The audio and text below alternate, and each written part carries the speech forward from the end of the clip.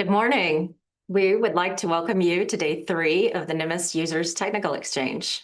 For the last 2 days, we've heard some speakers and panels related to a variety of areas in nuclear materials accounting. Well, today we get to actually have some practical NMMSS training. First, a couple of reminders. The recordings from this week will be available about 2 weeks after the end of the technical exchange. You'll receive an email from NMMSS.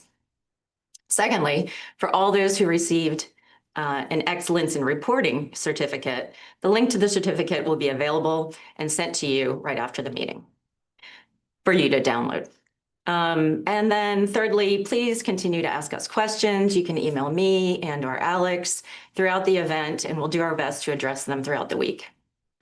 Also, we encourage your feedback. At the end of each day, there's a survey that you'll see on your screen. You can do them at the end of each day or at the end of the week so we can improve and also work on suggestions for next year.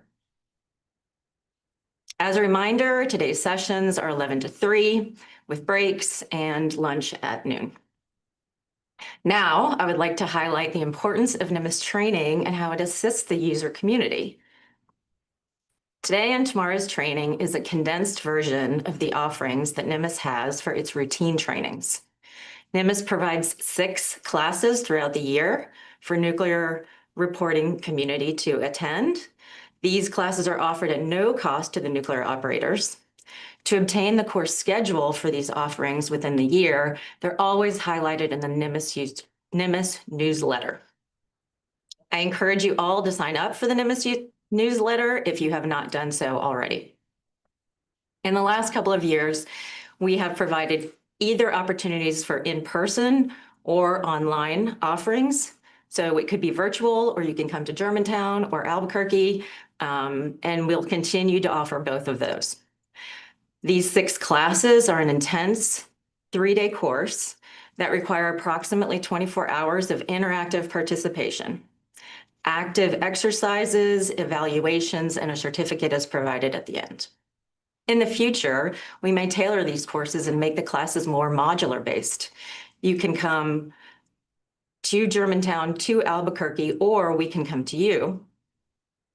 You may request these tailored classes throughout federal staff. You can email any one of us here. Now, what you're about to preview today and tomorrow is the condensed version of these 24-hour classes to approximately 6 hours in the next 2 days. Alex. Thank you so much, Michelle, for that. For those with us, I would like to expand on what Michelle just noted on the importance and purpose of today and tomorrow's condensed 6-hour program. With the enhanced nuclear supply demand within the U.S. government, this involves the need for us meeting the associated nuclear materials accounting demand needs as well.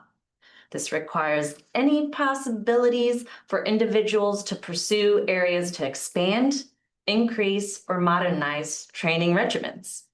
This includes individuals that are current or new operators, as well as NMA professionals who must be proficient, confident, and capable of effectively maintaining the integrity of the nation's nuclear materials accounting system and data.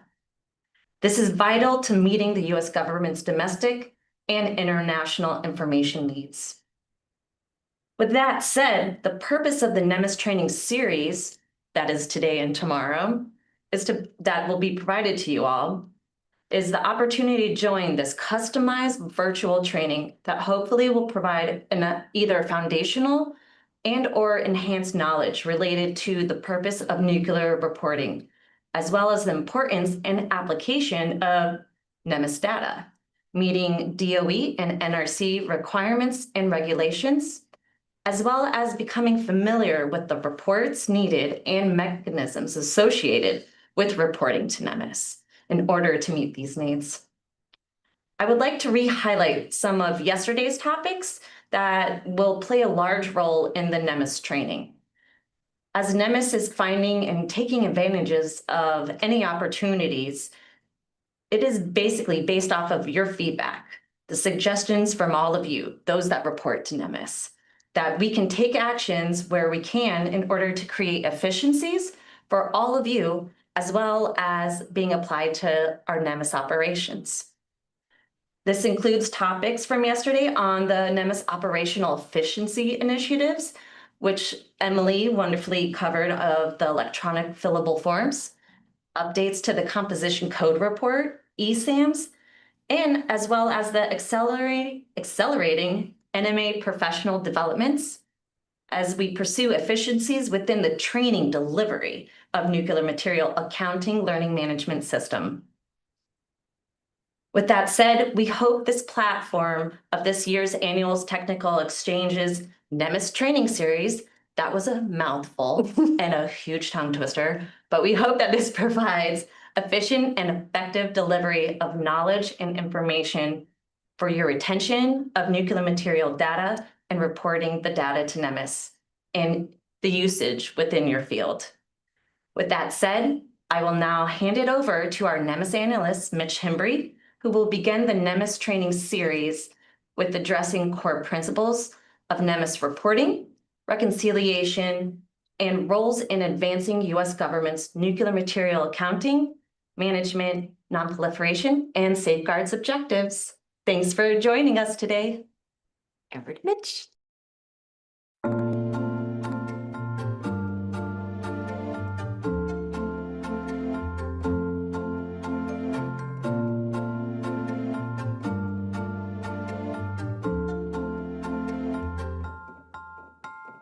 Welcome to the Nuclear Materials Management and Safeguard System, referred to by the acronym NMMS. My name is Mitch.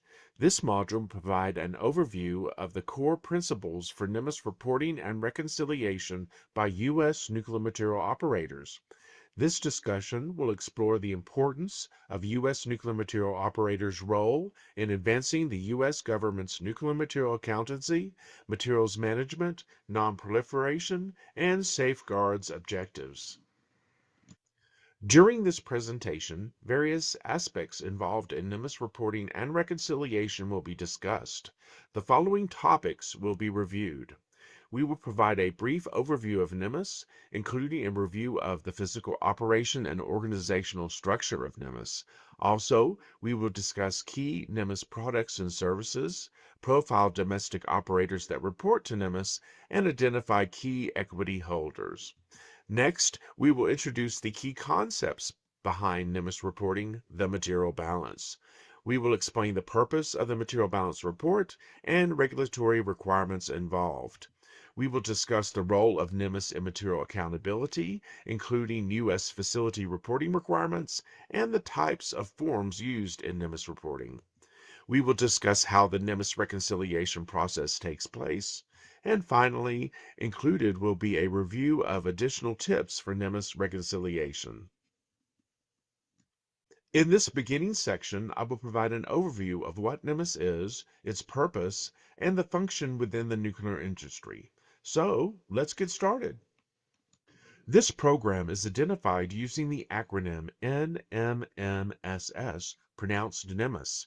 NMMS stands for the Nuclear Materials Management and Safeguard System. NMMS is the U.S. national database that tracks and maintains information on the production, location, and inventory of various nuclear materials. NMMS is owned by the U.S. Department of Energy. NMMS is operated to satisfy the needs of the DOE, NRC, and various other U.S. government commitments. Physical operation of NMMS resides in two locations: NMMS Main Operations Center in Germantown, Maryland, and NMMS Second Operations Center in Albuquerque, New Mexico. NMMS data receipt and processing, analysis, and report preparation are all performed inside of a limited area. All NMMS information is subject to classification review prior to release for authorized use. The organizational structure of NMMS requires that the NMMS database is classified and not accessible by the Internet. NMMS is managed by the Department of Energy's National Nuclear Security Administration, NNSA. NMMS is co-sponsored by the Nuclear Regulatory Commission's Materials Control and Accounting Branch, Office of Nuclear Material Safety and Safeguards.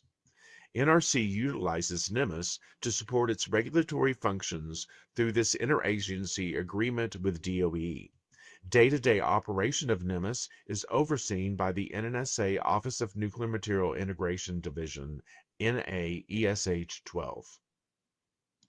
What are some of the key services and products provided by NMMS? NMMS receives, processes, and maintains MCNA data reported by U.S. nuclear operators, including inventories, material movements, both domestic and international, and material balances. NMMS tracks the import, export, and retransfer of U.S. nuclear materials.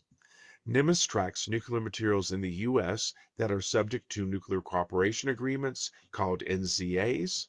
NMMS reconciles inventories at NRC and DOE NNSA facilities.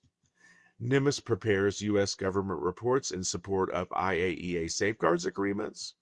NMMS prepares U.S. government reports to support NCAs. NMMS performs analysis of foreign government notifications of receipts, shipments, and retransfers of U.S. nuclear material. Special analysis and information requests are performed by NMMS in support of the executive branch and other U.S. government entities. To give you a feel of how many U.S. facilities report to NMMS and the various fuel cycle stages that interact with NMMS, displayed here is the current profile of the domestic nuclear operators that report to NMMS. There are approximately 400 U.S. facilities reporting to NMMS, including 2 mines mills, 1 conversion facility, 2 enrichment sites, 5 fabrication facilities, 31 research reactors, 94 operating power reactors, 218 other facilities serving in various roles, and 49 DOE and NSA sites. Of the 400 facilities reporting to NMMS, 5 have been selected by the IAEA for additional reporting and review. Additionally, 6 Caribbean island facilities are selected by the IAEA and are identified as location outside facilities subject to reporting for meeting the small quantities protocol rule. NMMS interacts with a diverse group of equity holders to support and perform mission-critical matters that help U.S. facilities meet domestic policy, programmatic expectations, non-proliferation, and national security, in addition to IAEA safeguards agreements and international bilateral treaties. The DOE NNSA is involved with many entities, including Defense Nuclear Security, Naval Propulsion, the Chief Financial Offices, Office of Science, and Environment, Safety, and Health. Domestic interactions include the NRC, Department of State, and the Department of Defense. Internationally, NMMS interests involve the IAEA and numerous nuclear cooperation agreement partners such as Australia, Canada, United Kingdom, and the Euratom partners.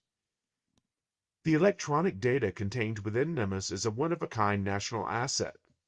U.S. exports of nuclear materials for the period of 1956 through 1965, prior to the establishment of the NMMS computer system, was electronically backfitted. NMMS has facility-reported material inventory changes, called transactions, since 1964. NMMS contains facility-reported material inventories since 1965. Note that information contained in NMMS is never deleted. Let us now discuss the primary core concept behind NMMS reporting, the material balance. All DOE NNSA site and NRC licensee facility reporting to NMMS exists to support the material balance.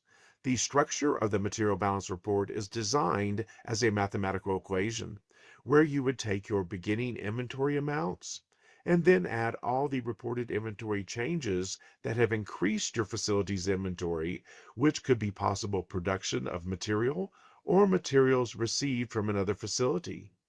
Then you would apply all the subtraction-related reporting inventory changes, which decrease your inventory, such as decay of nuclear material or materials shipped to another facility. Finally, you would obtain your final ending inventory balances for your material type for the specified time period. A material balance report describes a facility's inventory status for a specified time period. This reporting range would have a start date and an end date where all facility-reported inventory changes known as transactions occurring during the period are displayed. This is why the Material Balance Report, DOE NRC Form 742, is an extremely useful tool used as part of the reconciliation process for a facility. This form enables you to compare how reported transactions within the specified time frame affect a facility's projected ending balance for each material type. For NRC facilities, this is a required form to be submitted to NMMS as part of a facility's annual material status report, which would be accompanied with a physical inventory listing, the DOE NRC Form 742C. For DOE facilities, this form may be submitted as part of their material status report, or NMMS can generate a material balance report based off of the site's previous reconciled inventory ending balance in correlation with all the following transactions, DOE NRC Form 741s, that have been reported during the specified time period. When a facility is reporting their material balance report, it is important to note that if a facility has multiple material types, then they would have to complete a material balance report, DOE NRC Form 742, for each of the types of material. So, if a facility has material type 10, which is depleted uranium, and material type 50, which is plutonium, then they would be completing two 742 forms for your facility's MBR. There are many reasons why the material balance is important regarding NMMS reporting. U.S. facilities track nuclear materials.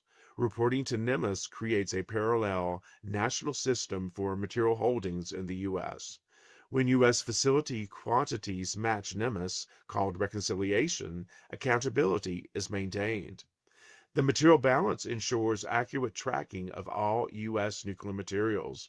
Also, this practice supports critical government decisions in support of national security and safeguards, nonproliferation commitments, supply chain management, and disposition planning. The material balance is the foundation for all NMMS reporting. Think of a DOE NNSA site or NRC licensee facility as a financial account at a bank. This financial account records money going in and out of the account for the holder of the account, issuing checks and deposits. In NMMS terms, these items are transactional records reported to NMMS using the DOE NRC Form 741. Periodically, the bank will issue a report to the holder of the financial account stating the activity that has occurred since the last report. This correlates to the derived material balance records in the NMMS reconciliation definition. The holder of the financial account will also determine from their own records the holdings that are in their account as of the end of the report, which links to the physical inventory data in the NMMS reconciliation definition. The financial account holder then verifies that their calculation of holdings match that which was reported to them by the bank. This is a basic example of a reconciliation process. As shown in this example, DOE sites and NRC licensees report the movement of nuclear materials in and out of their facilities, as well as any internal activities that may affect their physical inventory.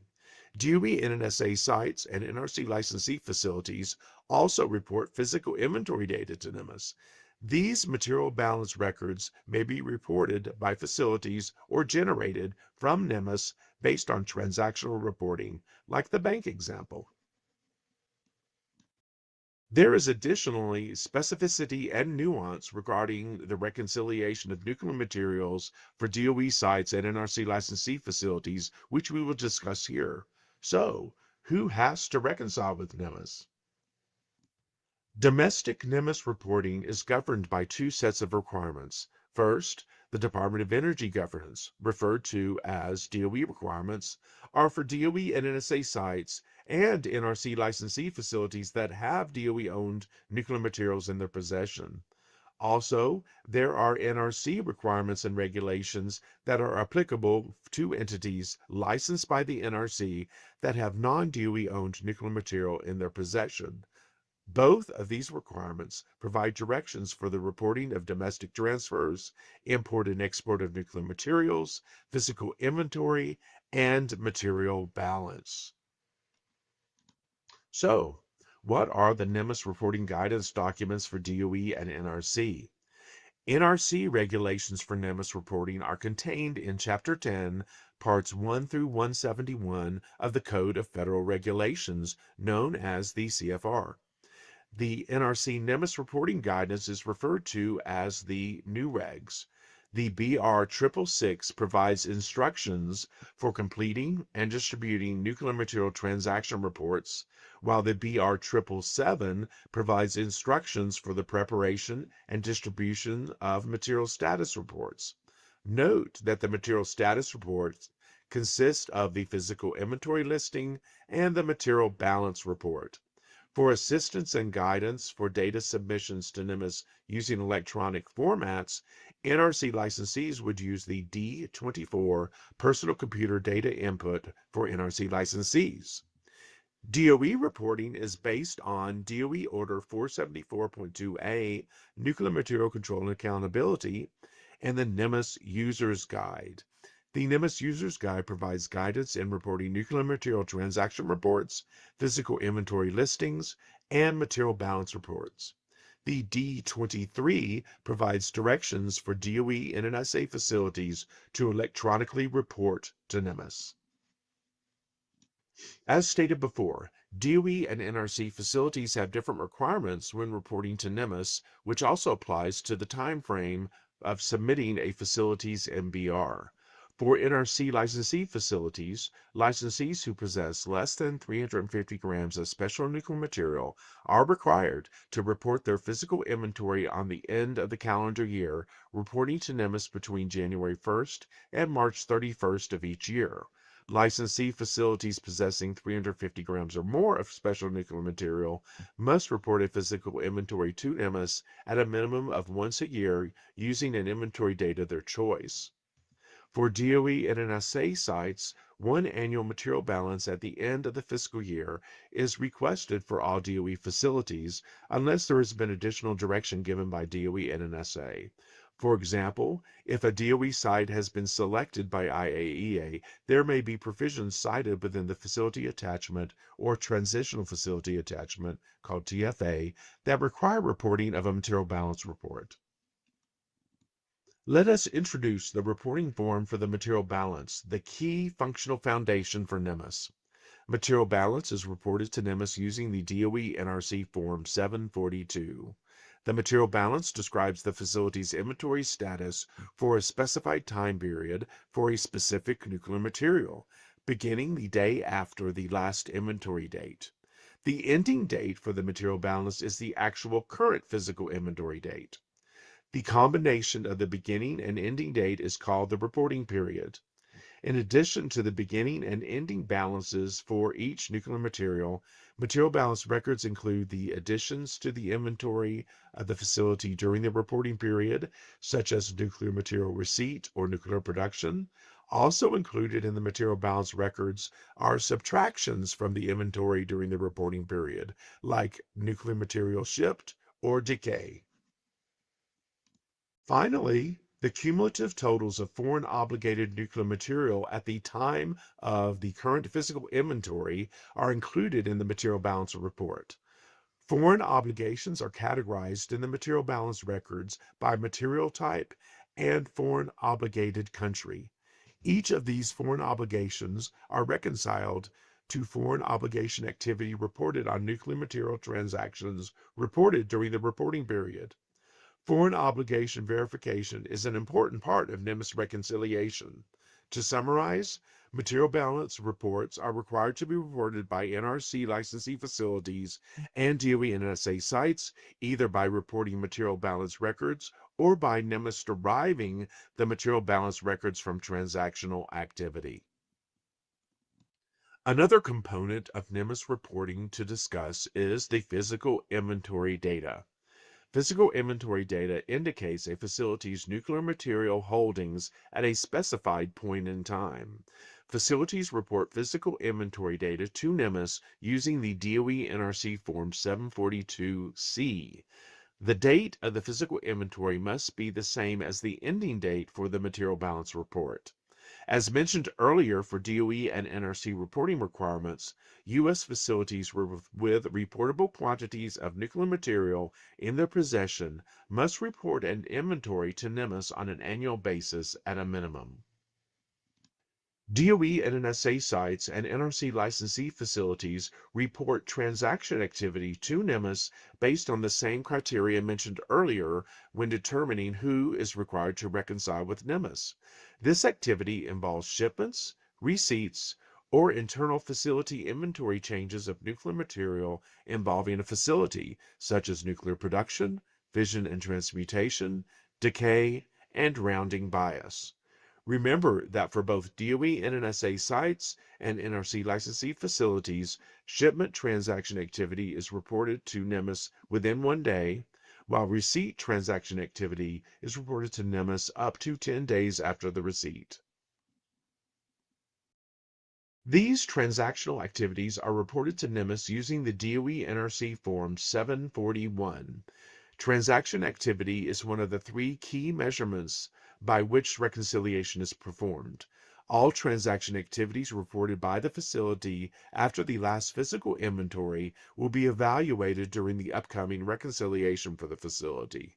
This data is used by NMMS to derive material balance records for the last inventory through the current inventory to compare how reported transactions during the period affect nuclear material inventory balances.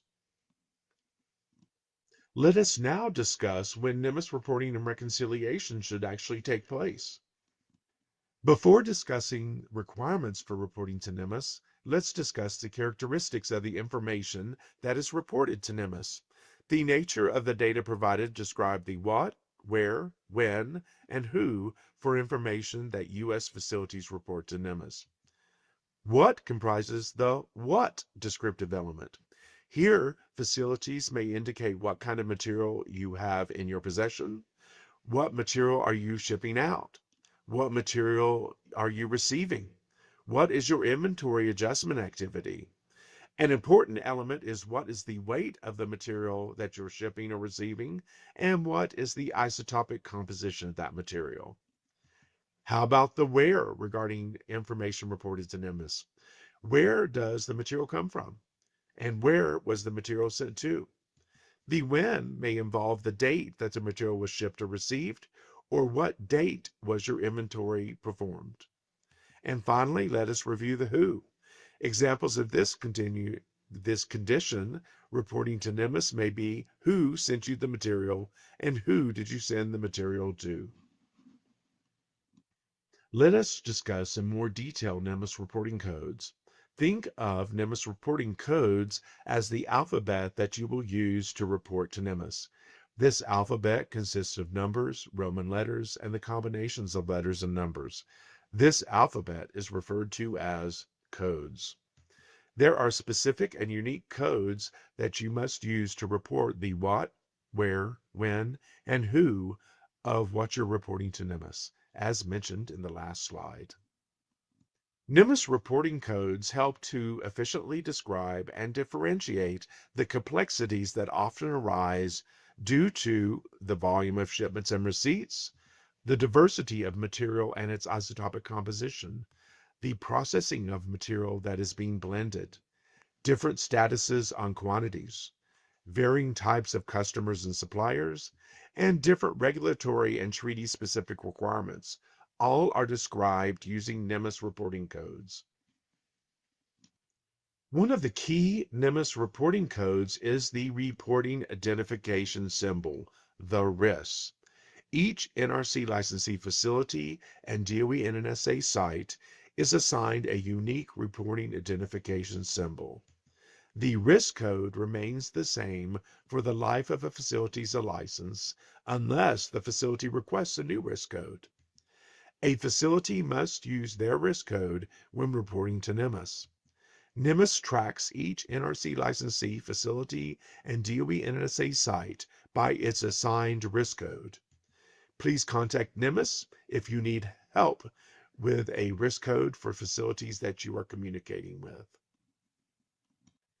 Whether you are shipping to or receiving material from both within or outside of the U.S., a reporting identification symbol, RIS, may be either 3 or 4 characters in length. The first character of the RIS code is critically important. The first character identifies the facility association for the RIS. If the first character consists of a letter between A and Q, that means that the RIS, the facility, is a Department of Energy NNSA site. If the RIS begins with X, Y, or Z, this is an NRC licensee facility.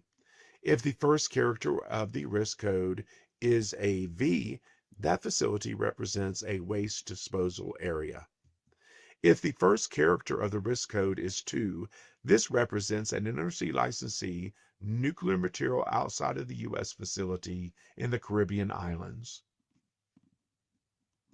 In the case of RIS codes that are 4 characters in length, we need to review the 4th character of the RIS code. If the 4th character is the letter H, that RIS represents material discarded to a holding area. If the 4th character is G, that is material released to the ground. A 4th character that is the letter A is material released to the atmosphere. And finally, if the 4th character is the letter L, that RIS represents material discarded to a pond or lagoon. Another field to check when there is a 4-character RIS code is looking at the first character to see if that character is R. In these cases, the R first character denotes that the RIS is a foreign facility. Another very important NMMS reporting code is the material type. Material type quantities must be reported to NMMS to the whole reporting unit, except for material type codes 83, 86, and 87, where they are reported to the fractional unit, which we'll be discussing in later slides. There are currently 16 types of nuclear material that are reportable to NMMS by DOE and NSA sites.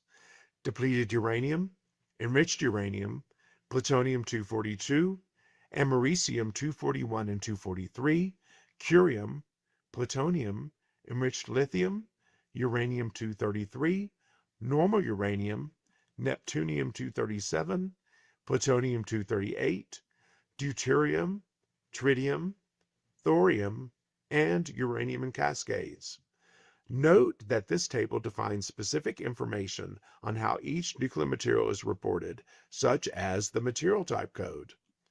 In addition to the reportable material type code, the reportable unit is listed, which indicates how quantities for that material type are interpreted when reporting to NMMS. Do not include the reportable unit when reporting quantities to NMMS. Also, the representations for element, isotope, and isotope weight percent are specified. Also, the category type for the material is also listed, whether it's source, special, or other. For example, plutonium is listed as reported to NMMS using material type code 50, and the quantities will be interpreted to be in whole grams. Reported element weight represents the total amount of plutonium. The isotope weight, the amount of Pu-239 and Pu-241 in the total. And the isotope weight percent is the percentage of Pu-240 in the total plutonium. Depleted uranium, enriched uranium, plutonium, uranium-233, normal uranium, and thorium are reportable by NRC licensee facilities. Note that when reporting domestically, NRC licensee facilities report material type using the numeric material type codes, the U.S. codes column, as shown on the table here. If you are reporting an import or export as an NRC licensee facility, the IAEA material type codes, which are alpha codes, will be reported to NMMS. Note the exception that the numeric code for uranium and cascades will be used in all reporting, domestic and international. Similar to the material type codes for DOE and NSA, the nuclear material and the material type code, as well as what reportable unit quantities are interpreted as, are listed here. Our next code to discuss is the owner code. This code is used to identify ownership of nuclear material for transaction, physical inventory, and material balance reporting. For nuclear material transaction reports, this code describes the ownership of material received or shipped, or any action that may cause inventory to change. For DOE NRC Form 742C, this code represents the ownership of the material at the time of physical inventory. Please contact the NMMSS staff for instructions regarding the proper owner code to be used in a particular circumstance. The owner code field is a one-character field. There are two types of owner codes reported to NMMSS. The G owner code represents DOE-owned material, and the J owner code represents non-DOE-owned material. Department of Energy-owned materials are accompanied by project numbers. These are 10-digit codes based on the definitions provided by the Chief Financial Office. Projects tie material to a source of funding, the responsible material managers, and associated safeguards.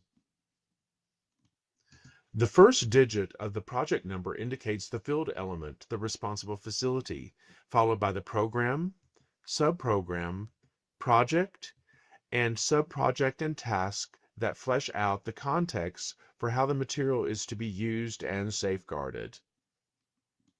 Project funding and direction can change at any time. Therefore, project numbers can change throughout the fiscal year. Changes outside of the annual review period require what is referred to as an AP, one-party project transfer, DOE NRC Form 741 submission, where the P is the action code. Speak with the NMMSS analyst for assistance in reporting a P, project number transfer to NMMSS.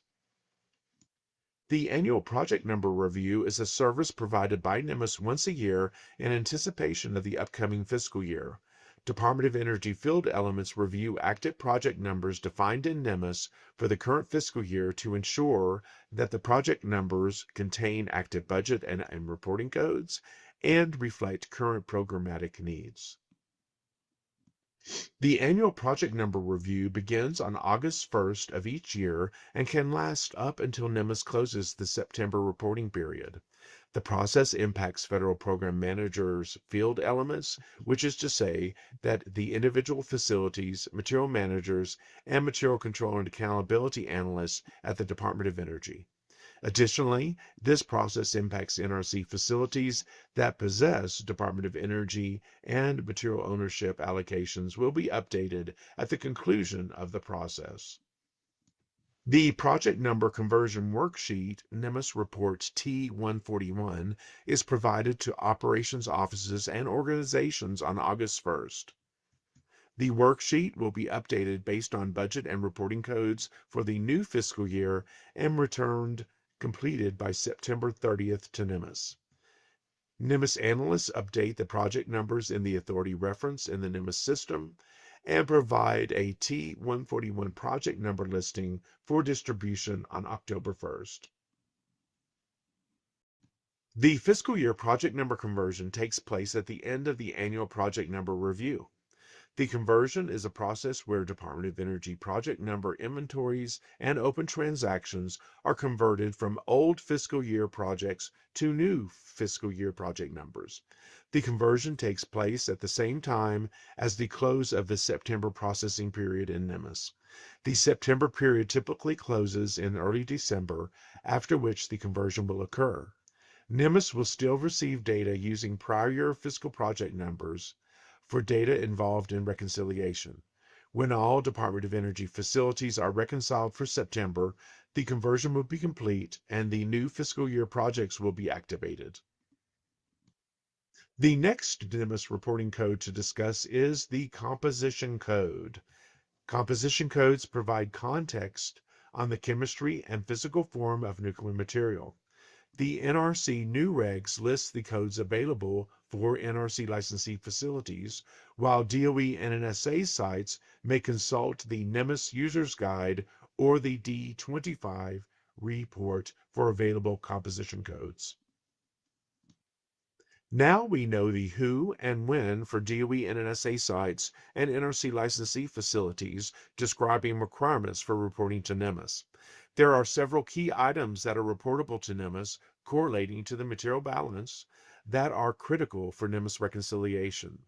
Material balance information directly relates to nuclear material transaction activity, the DOE NRC Form 741, and to physical inventory data, the DOE NRC Form 742C. Each will be discussed now. The material balance and physical inventory report play a crucial role in NMMS reconciliation. U.S. facility reconciliation with NMMS involves a systematic process to ensure that whatever is reported on the physical inventory listing matches up with the DOE NRC Form 741's nuclear material transaction reports and DOE NRC Form 742, the material balance report. And all of this data has been reported by facilities to NMMS. Additional nuance of NMMS reconciliation is that each material type reported on the material balance and physical inventory listing is reconciled, including individual project number tallies and cumulative quantities of foreign obligated materials. When NMMS records match all of the information in the MBRM physical inventory listing report and the nuanced categories just mentioned, the U.S. facility information reported is considered reconciled with NMMS. The DOE reconciliation process is based on the holdings of nuclear materials at each DOE site as of September 30th of every year. Some of the main quantity categories that are reconciled and must not be in error are project numbers. All the project numbers reported must be valid project numbers and match project number activities reported on the DOE NRC Form 741 Nuclear Material Transaction Report. The quantity and material for each material type reported must match up with what's based on the NMMS generated physical inventory. Remember that the book inventory is a NMMS calculated inventory based on nuclear material transactions, the DOE NRC Form 741, that are reported to NMMS by the facility. Note that DOE facilities are not required to report the DOE NRC Form 742 material balance report to NMMS, but NMMS produces a generated material balance report based on facility reported 741s. This generated report is used to assist in reconciliation. NRC reconciliation is like that of DOE reconciliation with a few nuances. The NRC licensee facility reports information to NMMS on DOE NRC Form 741, the Nuclear Material Transaction Report. That information is processed into NMMS, and the cumulative representation of that information will be reported on the facility reporting of the Material Status Report, the DOE NRC Form 742, and the DOE NRC Form 742C, which is the Material Balance Report and the Physical Inventory Listing, respectively. That information is also processed into NMMS. Note that the combination of the Form 742 and 742C is called the Material Status Report, the MSR. NMMS compares that information with the prior year reconciled inventory to the changes that have been reported during the current year. Note that the prior inventory that was reconciled last year in the prior year is reported, reconciled, and contained in NMMS and cannot be revised. The process of reconciliation is to compare facilities submitted MSR data to the generated inventory and material balance that NMMS produces from the facility's reported 741s. If all of this matches, the facility is reconciled with NMMS for the given reconciliation period. Usually there are discrepancies that need to be resolved, setting a starting point for comparison of all the transactions for the year for this material balance period when compared to the information reported on the 742 material balance report and the 742C physical inventory listing. Additional facility reporting may be required to resolve these discrepancies. In a nutshell, the process of NRC reconciliation is based on information reported on the physical inventory listing, matching the information on the material balance report, and that's all matched up with the information reported to NMMS based on the 741 transactions that have been submitted during the period. In general, NMMS reconciliation is driven by NMMS receiving transactions from the facility noting the shipment or receipt of nuclear materials or reporting of any activity that has altered their inventory quantities. This reporting is based on time periods, what day and what month this activity occurred. NMMS processes these 741s and generates inventory and material balance tally balances of what the holdings of material are at the licensees during the year. The U.S. facility at the end of the year reports a physical inventory listing and a material balance report. Note that for DOE sites, NMMS generates the material balance report for the facility. These two reports should show the same balance that NMMS shows based on the transactions the facility has reported throughout the year. So we want the material balance report information totals to match up totals on the physical inventory listing.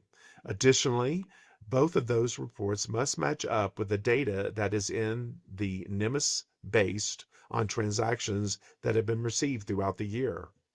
Also, as part of the NMMS reconciliation process, the cumulative holdings of foreign obligations declared at the end of the material balance period must agree with generated obligation balances derived from transactional reporting. For each material type for the physical inventory listing report, verify that the sum of project number quantities and non-DOE owned quantities equal the nuclear material total line, the 899 line. Additionally, verify that the sum of project quantities equals the DOE-owned ending balance on the material balance report. Finally, verify that the sum of non-DOE-owned quantities equal the non-DOE-owned ending balance on the material balance report. Remember that there are two critical areas relating to the material balance and physical inventory data with regards to reconciliation. The first area is the inventory totals for each type of nuclear material. This information is identified with the composition code 899. For each type of nuclear material, the total line must equal the combination of the DOE-owned and non-DOE-owned ending balances on the material balance report. This is a crucial validation point with the material balance for NMMS reconciliation. But there's more when it comes to the physical inventory data. The second area involves the non-total lines in the physical inventory data and the field project number with the owner code G. Each project number by material type is validated with transactions based on cumulative project number totals. This is yet another important component of NMMS reconciliation. Also, remember the three key forms used in reconciliation: the DOE NRC Form 742 Material Balance Report, the DOE NRC Form 741 Nuclear Material Transaction Report, and the DOE NRC Form 742C Physical Inventory Listing. The data from each of these forms are key components of reconciliation and will be reviewed in detail in the presentations to follow. Regarding discrepancies during the reconciliation process, NMMS communicates with the DOE site or the NRC licensee facility to reach a resolution. Often, a facility may have to issue additional or correcting DOE NRC Form 741s. They may also have to correct a reported physical inventory listing or material balance report through resubmittal of the DOE NRC Form 742 or 742C. During reconciliation, pay particular attention to cumulative obligation totals by obligation country on the material balance records and project number totals on the physical inventory data. All must be reconciled. NMMS would like to remind DOE sites and NRC licensee facilities that NMMS report products are available on request to assist in internal management of their facility balances outside of the required reporting frequency. In summary, NMMS reconciliation consists of verifying the transaction activity recorded during the reporting period matches the reported inventory data, including project number balances, and material balance records, including obligation country balances. Material balance data must match physical inventory data. Thank you for your time. Contact NMMS should you have any additional questions on the importance of the material balance information in NMMS reporting and its impact on NMMS reconciliation.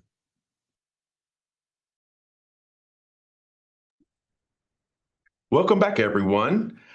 Just to give you an idea of the kind of the flow we're going to be following through the remainder of today and tomorrow. For each of our recorded sessions of training, the one you just sat through, for example, we are going to follow that by what we call a question and answer session. And from this, in this session, I have compiled from a question basis to review the items that have been covered in the module before, to re-emphasize some of the important topics that were covered, just to give you a better idea of what us NMMS folks thinks are the nuances and important things to remember as you move forward through this crazy world of NMMS reporting. So we're going to start with our review. And my first question is, what is the organizational structure of NMMS? NMMS analysts process and analyze NMA reports in a classified database. Yes. It is managed by the DOE NNSA, the National Nuclear Security Administration. And NRC utilizes NMMS to support its regulatory functions through an international interagency agreements with DOE. And day-to-day operation is overseen by the NNSA Office of Nuclear Materials Integration Division, which is NAESH 12. What are exactly our NMMS products and services? There's a lot of them. We receive, process, and maintain inventories and locations, movements and inventory changes, both domestic and international in nature, and material balances. And we track imports, exports, and retransfers of U.S. nuclear material. Reconciliation. Nuclear material inventories at NRC licensee and DOE NNSA nuclear facilities are reconciled with NMMS. And we prepare U.S. government reports in support of IEA safeguards agreements. We analyze foreign government notifications of receipts, shipments, and retransfers of U.S. nuclear material. And we perform special analysis and information requests in support of the executive branch and other U.S. government entities. So looking just beyond the forms that you see at your sites where you report to NMMS, you realize, wow, there's a lot of activity that's associated with NMMS information. Oops. So what kind of data is in NMMS? I hear that that's a one-of-a-kind national asset. Oh, it is, and there's a lot of it. So as we've been tracking material from the facilities, and the facilities reported material inventory since 1964. And we have facility reported material inventory since 1965. And I do want to note that all of the information, we have information way back in time before a lot of us were born. It is always kept in NMMS and it is never removed from our database system. So a lot of historical data. Oh, yes. And what is the basis behind the core concepts of material balance? So the material balance, when you on these forms, you report them by the type of material, whether you have normal uranium, enriched uranium, natural uranium.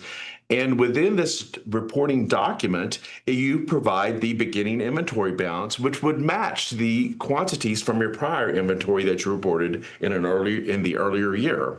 Also, it's going to include all of the additions that occurred that affected your inventory during the period, as well as any negations, any subtractions from your material for that material type that happened during the period. And it ends up with a grand total ending inventory balance. And this ending balance should match the current inventory that you just performed. Yeah, so why does material balance matter? Well, U.S. facilities track materials. NMMS creates a parallel national system for nuclear material holdings in the U.S. And when U.S. facility quantities match NMMS, accountability is maintained. And this ensures accurate tracking of all U.S. nuclear materials. And foundation for all NMMS reporting. So for those people that have been through training in the past with NMMS, in the past, we kind of always started our story with movement of material, nuclear material transactions. But really, if you think about it, the whole core of this NMMS reporting is really based on this material balance. It gives the whole complete story of what is going on at your site. Almost like a bank account. Yes. Yes, like a bank account. In the olden days when we used to get monthly monthly, not emails, but monthly mail that had your status of all the checks you've sent during the month and all of the deposits you made during the month. That's kind of what the material balance report is. Yeah, and then So beyond that, what are the NMMS reporting codes? I've heard stories that there's reporting codes. oh, yeah, that's all this alphabet soup, right? So we needed to come up with a system to explain how and what are we reporting. And so we have numbers, there's letters, Roman letters, and there's combination of letters and numbers.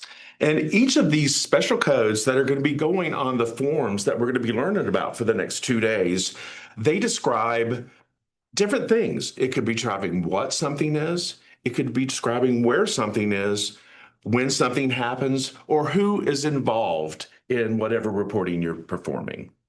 Is the reporting a notification symbol, which we call RIS, an important code? Very important. Each NRC licensee or DOE NNSA facility is assigned a unique reporting identification symbol, a RIS code. And this risk code remains the same, right? For the life of your license, unless you ask for a new risk code. And you must use this special RIS code in all of your reporting that goes to NMMS. And NMMS tracks each NRC license and DOE facility by its assigned risk code. Excellent. So do we need to pay attention to the first character of the RIS code? Does this matter? Oh yeah, because the letters from A to Q denotes that we're talking about Department of Energy facilities or locations outside facilities. Now, if the first character is X, Y, or Z, this indicates that this facility is an NRC licensee facility. And the R, letter R, means a foreign facility. Now, if you go, okay, well, I need to send material to a foreign facility, and I know what the company's called, but I don't know what the RIS code is. One thing you could do is call NMMS. Another thing is we have individual reports that provide listings for all of the RIS codes that you would possibly use for reporting to NMMS, both international as well as NRC licensee facilities and DOE and NNSA sites. In addition to the codes like RIS, but we also have the nuclear material, how to report, how are nuclear material types reported? Material types, it's a very key field of reporting any of the documents to NMMS. And we have a special 2-character code that is used for that called the material type code. I always, in training, emphasize there's one table in the NMMS User's Guide that I always refer my students to called Table 2-1 that lists those material types and how to report those quantities to NMMS by material type.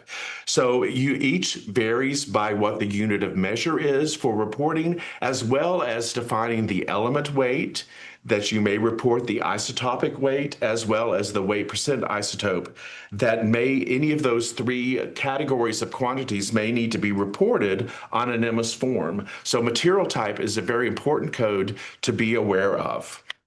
And to complicate a little bit, when you're reporting foreign shipments and receipts, please use IEA material type codes. Right, so we use complicate.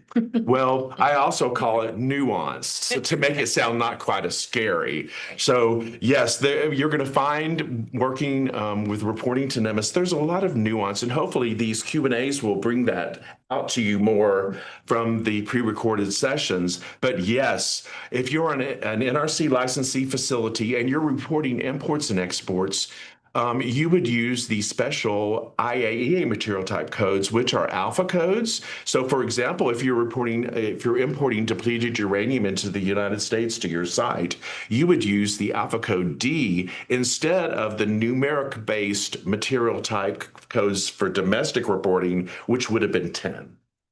Well, there's a lot to talk about this, but we can go into a lot more detail later on. But because it's almost lunchtime, I would like to just bring you to the final remarks of this session. And so about the reconciliation. Yes. So, for reconciliation, I'm going to flip around a little bit.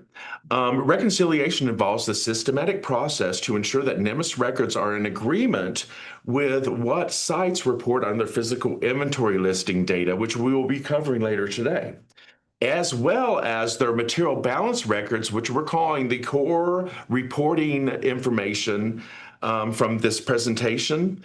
All of those should match what you're physically reporting of called transaction reports is the movement of material. So all of that should match, and all of that is what we call NMMS reconciliation. And each reportable material is reconciled separately by ownership category, the DOE owned or the non-DOE owned, as is material subject to U.S. agreements with foreign governments or which are under obligations, we call.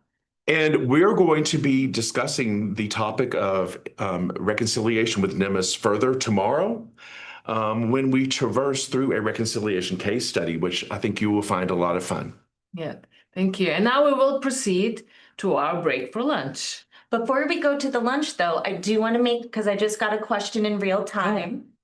And I just want to let somebody has asked when is the next in-person NMMS training.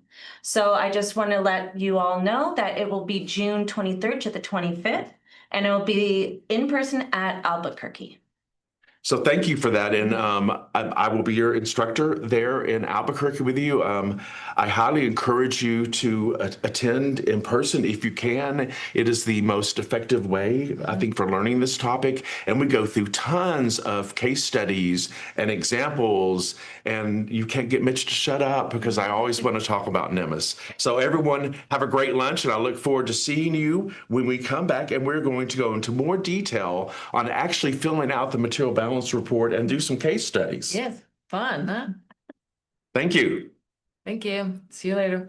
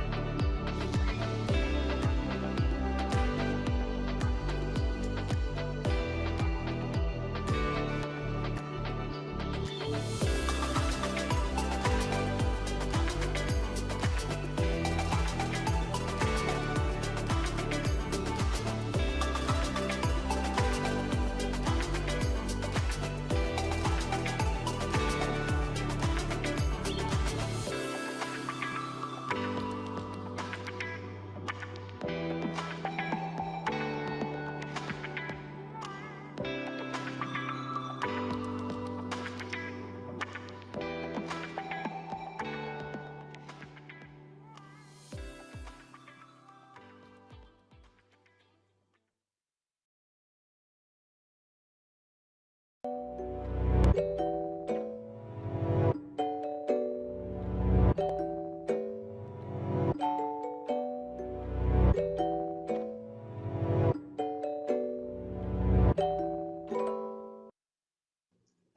my name is Mitch. In this module, I will provide an overview of Material Balance Reports, the DOE NRC Form 742. So, let's get started.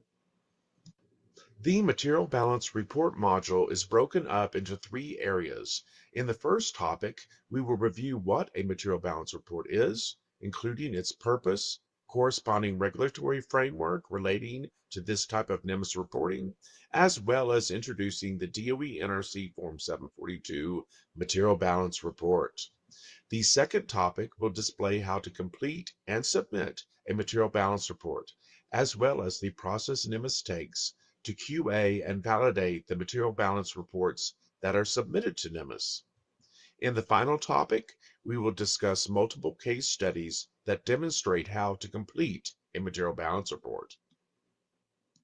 Let us begin with a general introduction to the material balance report, called the MBR. As stated before, DOE and NRC facilities have different requirements when reporting to NMMS, which also applies to the time frame of submitting a facility's MBR. For DOE facilities, one annual material balance for all DOE facilities is requested, unless there has been additional direction given by DOE and NSA. For example, if a DOE site has been selected by IAEA, there may be provisions cited within the facility attachment called Transitional Facility Attachment, TFA, that require reporting of a material balance report. For NRC licensee facilities, licensees who possess less than 350 grams of special nuclear material are required to report their physical inventory on the end of the calendar year, reporting to NMMS between January 1st and March 31st of each year. Licensee facilities possessing 350 grams or more of special nuclear material must report a physical inventory to NMMS at a minimum of once a year using an inventory date of their choice. Now that we have discussed what a material balance report is and when they should be produced, here's what the DOE NRC Form 742 Material Balance Reports looks like. It is a 2-page form to be completed and submitted to NMMS.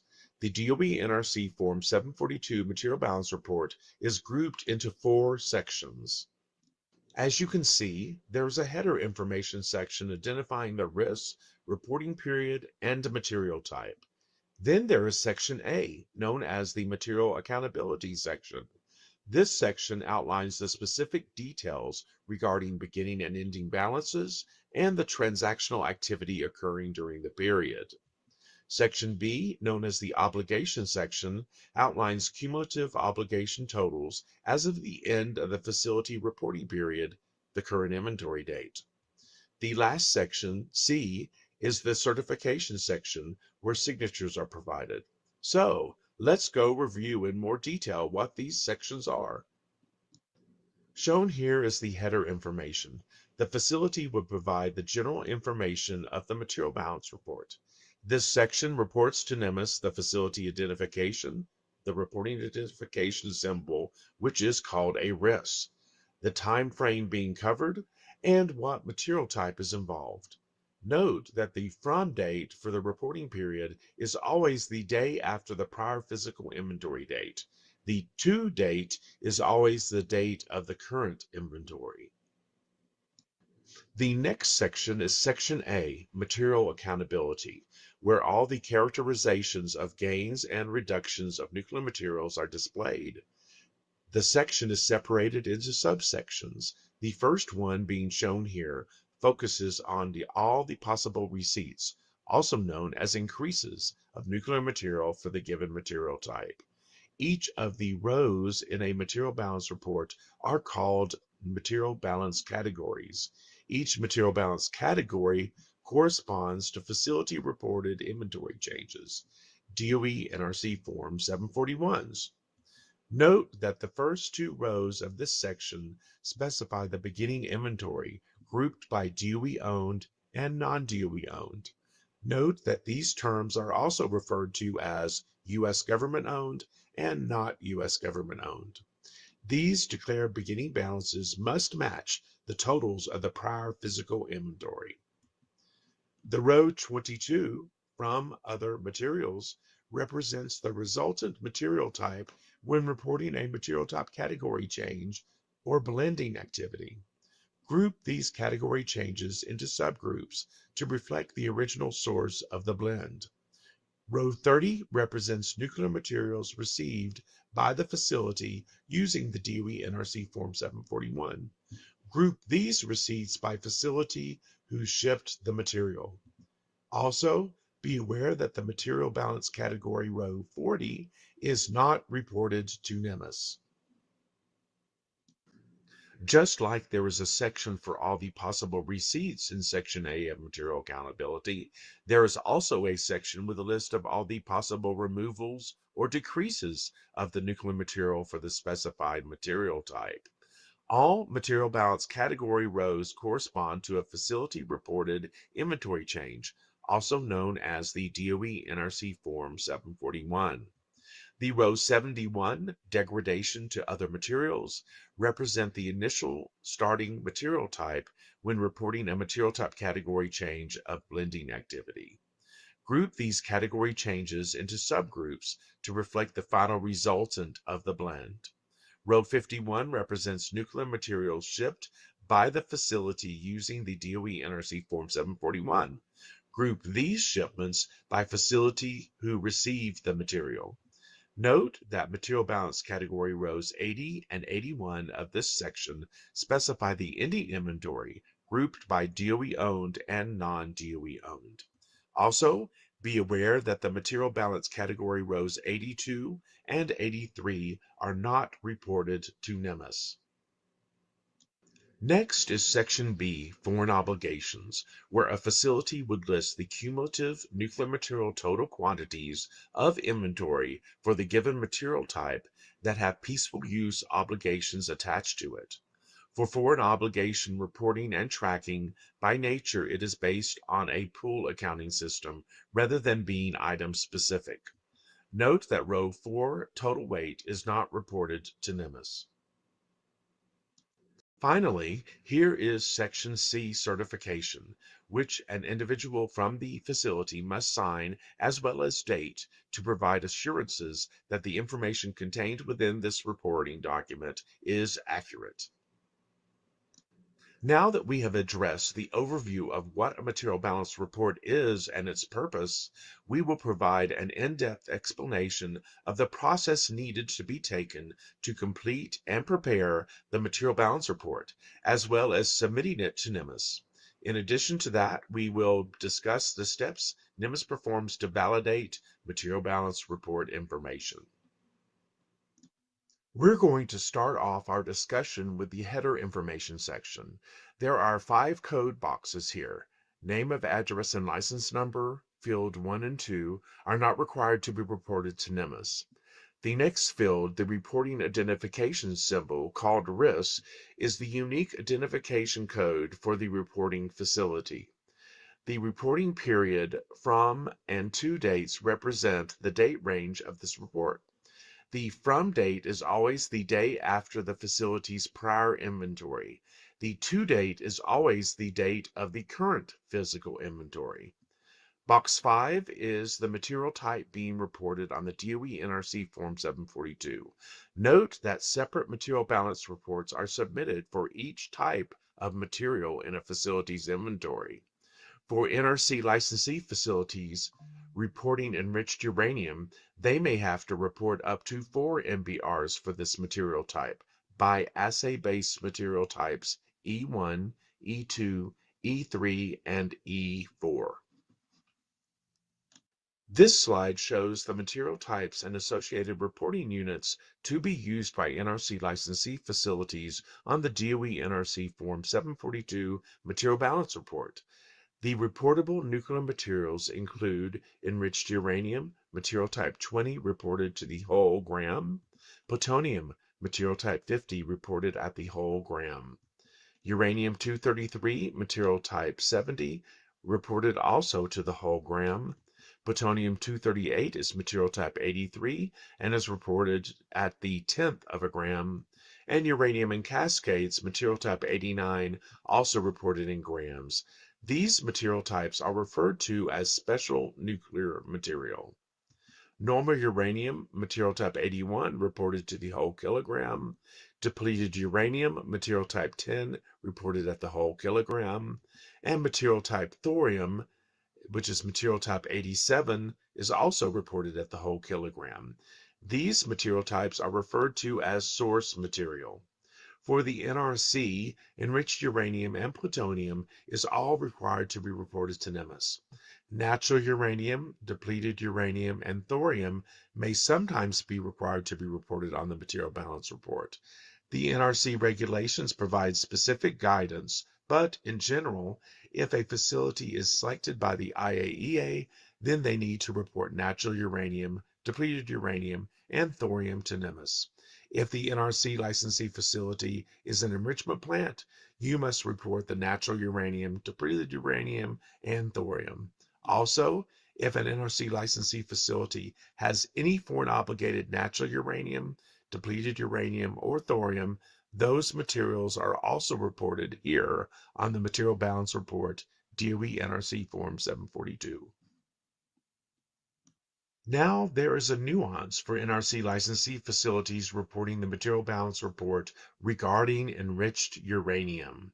For enriched uranium on the Material Balance Report, NRC licensee facilities report this material type in 4 categories. E1, which represents uranium enriched less than 5%. E2, for uranium enriched between 5% and less than 20%. E3 for uranium enriched 20% or more, but less than 80%, and E4 for enriched uranium that is enriched 80% or more. These are the categories NRC licensee facilities would use to report enriched uranium on the DOE NRC Form 742. On this slide, the material types and reporting units that DOE sites use for reporting the Material Balance Report on DOE NRC Form 742 is shown. There are 16 material types reported by DOE and NSA sites.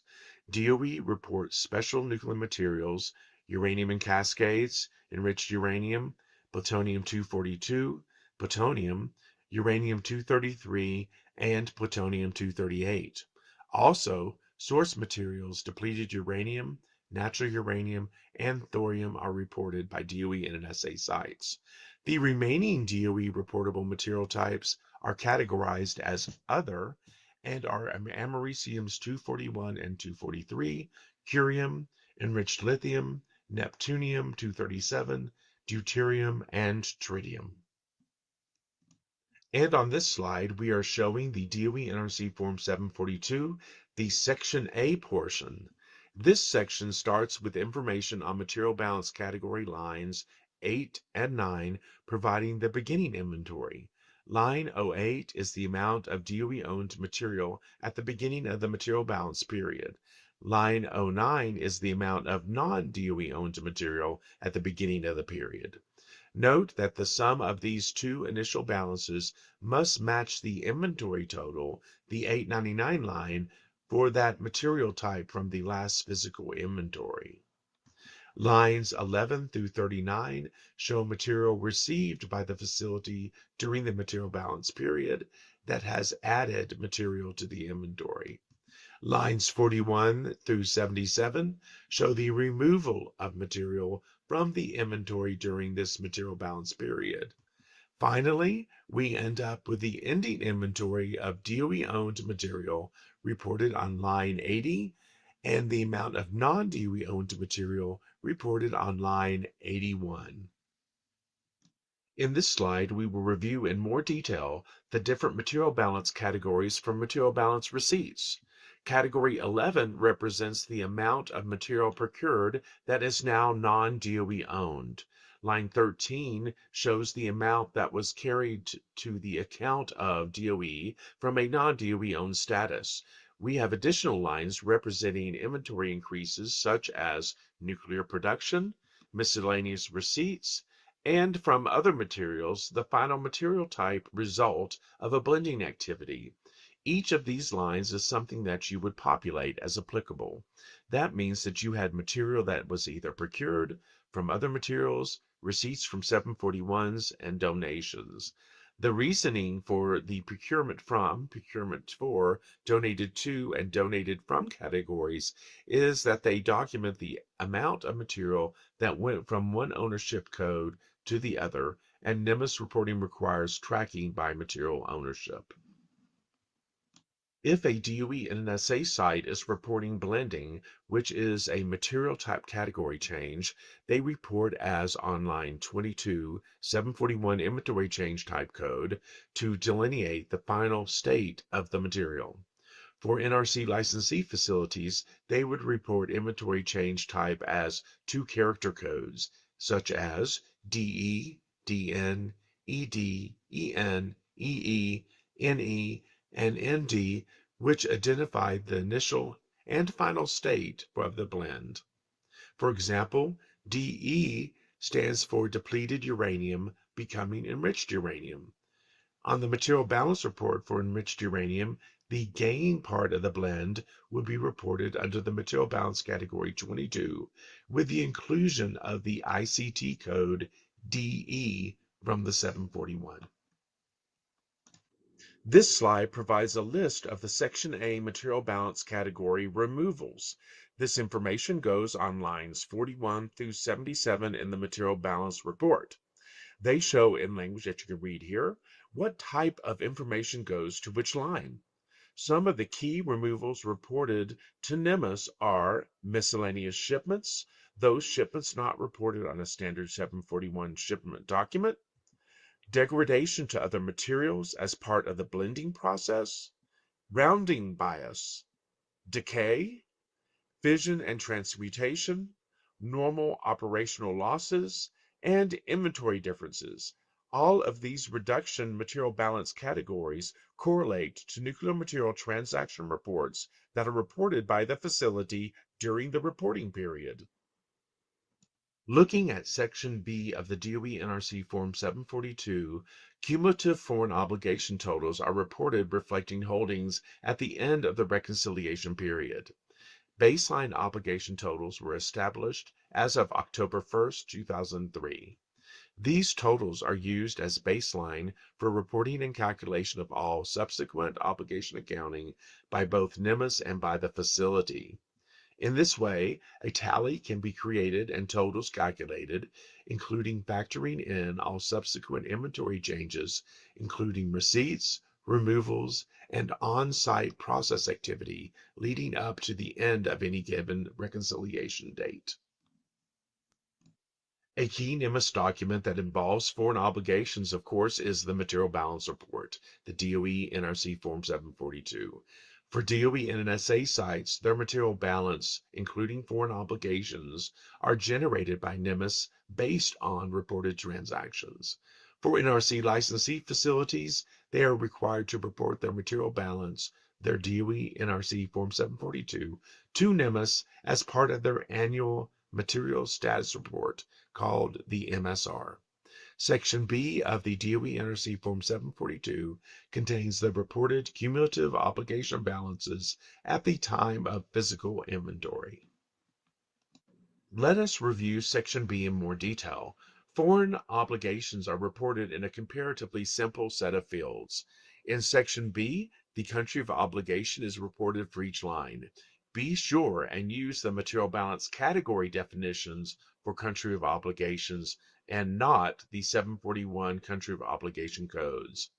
In addition to the country of obligation, the element weight is required and the isotope weight is only required for enriched uranium and uranium-233. NMMS reconciles the foreign obligations reported in Section B using NMMS obligation summary reports for DOE and NSA facilities. For NRC licensee facilities, the NMMS negative obligation balances report is referenced. When reporting the country of obligation fields on your material balance report, be sure and report using the material balance category designations. This slide shows the material balance country of obligation codes and the correlating material balance categories to be reported, specifying foreign obligation countries and entities. So, on this chart, you can see that we have the code followed by the country and then displaying a number in parentheses. The number in parentheses is the correlating country code for obligations when reporting on the DOE NRC Form 741. For example, we have the code for the material balance category A8, which is the obligation country code for Switzerland. Note that the correlating DOE NRC Form 741 code you would use is the number 37. Our most common NMMS reported obligations on the material balance report are 85, Australia, 86, Canada, 87, Euratom or Euratom, 88, Japan, D5, United Kingdom, D6, layered obligations, United Kingdom and Australia, and D7, layered obligations, United Kingdom and Canada. Two other commonly reported foreign obligations are 91, which is the layered obligation Australia and Euratom, and 92, the layered obligation Canada and Euratom. Notice there are those obligations involving Urenco USA, which represents nuclear material that has been processed through the facility Urenco USA. Here are some helpful reminders regarding foreign obligations reporting. Don't forget that there is a difference between obligation country codes reported on transactions, the DOE NRC Form 741, and the obligation country categories reported on the material balance report, the DOE NRC Form 742. These two codes often do not match up. Ensure that you are using the correct code for each form. Looking at Section C of the DOE NRC Form 742, there are fields available for signature that would be used when submitting the form via paper copy for electronic submissions. The letter that accompanies a CD or other removable electronic media would suffice, as well as the signature on an email for electronic submission would also serve the purpose of the signature on the form. When submitting the DOE NRC Form 742, sites should assess whether the data reported on the form contains any information deemed classified by the Department of Energy or other government agencies. Specific documentation and instructions would have been provided to the facility. In the event that this were the case, a computer-readable format is preferred when submitting the document because of ease of processing and the ability for computer systems to engage in automated validation. Of note, it is not necessary to send a paper copy of the form if arrangements have been made for NMMS to generate an MBR for you, or if you have already sent the form via electronic format. If you are opting to use a paper form, make sure to distribute copies both to NMMS and any other recipients with whom you have had an agreement to do so. If you do not have such an agreement, instructions will be provided by the Department of Energy, NNSA, or NRC. Concerning the validation of reported material balance data, the NMMS system automatically validates data that is processed in the system each time it is processed. If an error is found based on the pre-established control points, also called edit checks, this validation is repeated each time the data is processed until all errors are resolved for each document. Examples of validation errors that have been encountered by the NMMS program include invalid risks reported on the form, often caused by typographical errors. Invalid material type codes, often caused by confusion concerning the specific code to apply. For instance, reporting a foreign obligation country of obligation using a DOE NRC Form 741 country code instead of a material balance category. Cases where the element and isotope weights were reported as 0, and cases where the material balance category was left blank. Of note, it is particularly important for the beginning date for the material balance form to take place 1 day after the end of the previous material balance period, that is to say, 1 day after the previous reconciliation inventory date. Also, the total amount of obligated material reported on the Form 742 cannot exceed the total amount of material reported in Section A. Additionally, the end date must be greater than the beginning date, and the isotope and element weights cannot be negative except in cases specifically allowed with combination by the material balance category and for specific accounting purposes. Hello, my name is Mitch. In this module, I will provide a case study for reporting material balance reports, the DOE NRC Form 742. So, let's get started. We will now present a case study of an NRC licensee facility reporting their material balance report, DOE NRC Form 742. For our MBR case study, NRC facility Acme Energy, which is risk YYO, is preparing their material balance forms for the period between 6/16/2024 through 6/17/2025. All the material at their site is non-DOE owned material.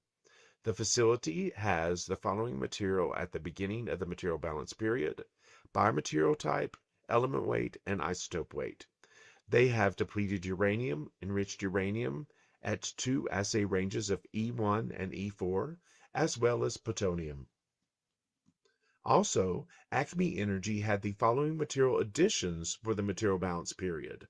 For depleted uranium, they received in the category of 22 from other materials, which was due to a blend from enriched uranium to depleted uranium of the material. And this would be under the inventory change type code of ED for enriched to depleted. There were 2 amounts of material that were received from other facilities, and that is reported under the material balance category of 30 receipts reported on Form DOE NRC Form 741. And some of the material was under the assay range of E1, and other material was under the category of E4. The E1 material came from facility YDD, and the E4 material came from the facility XYW.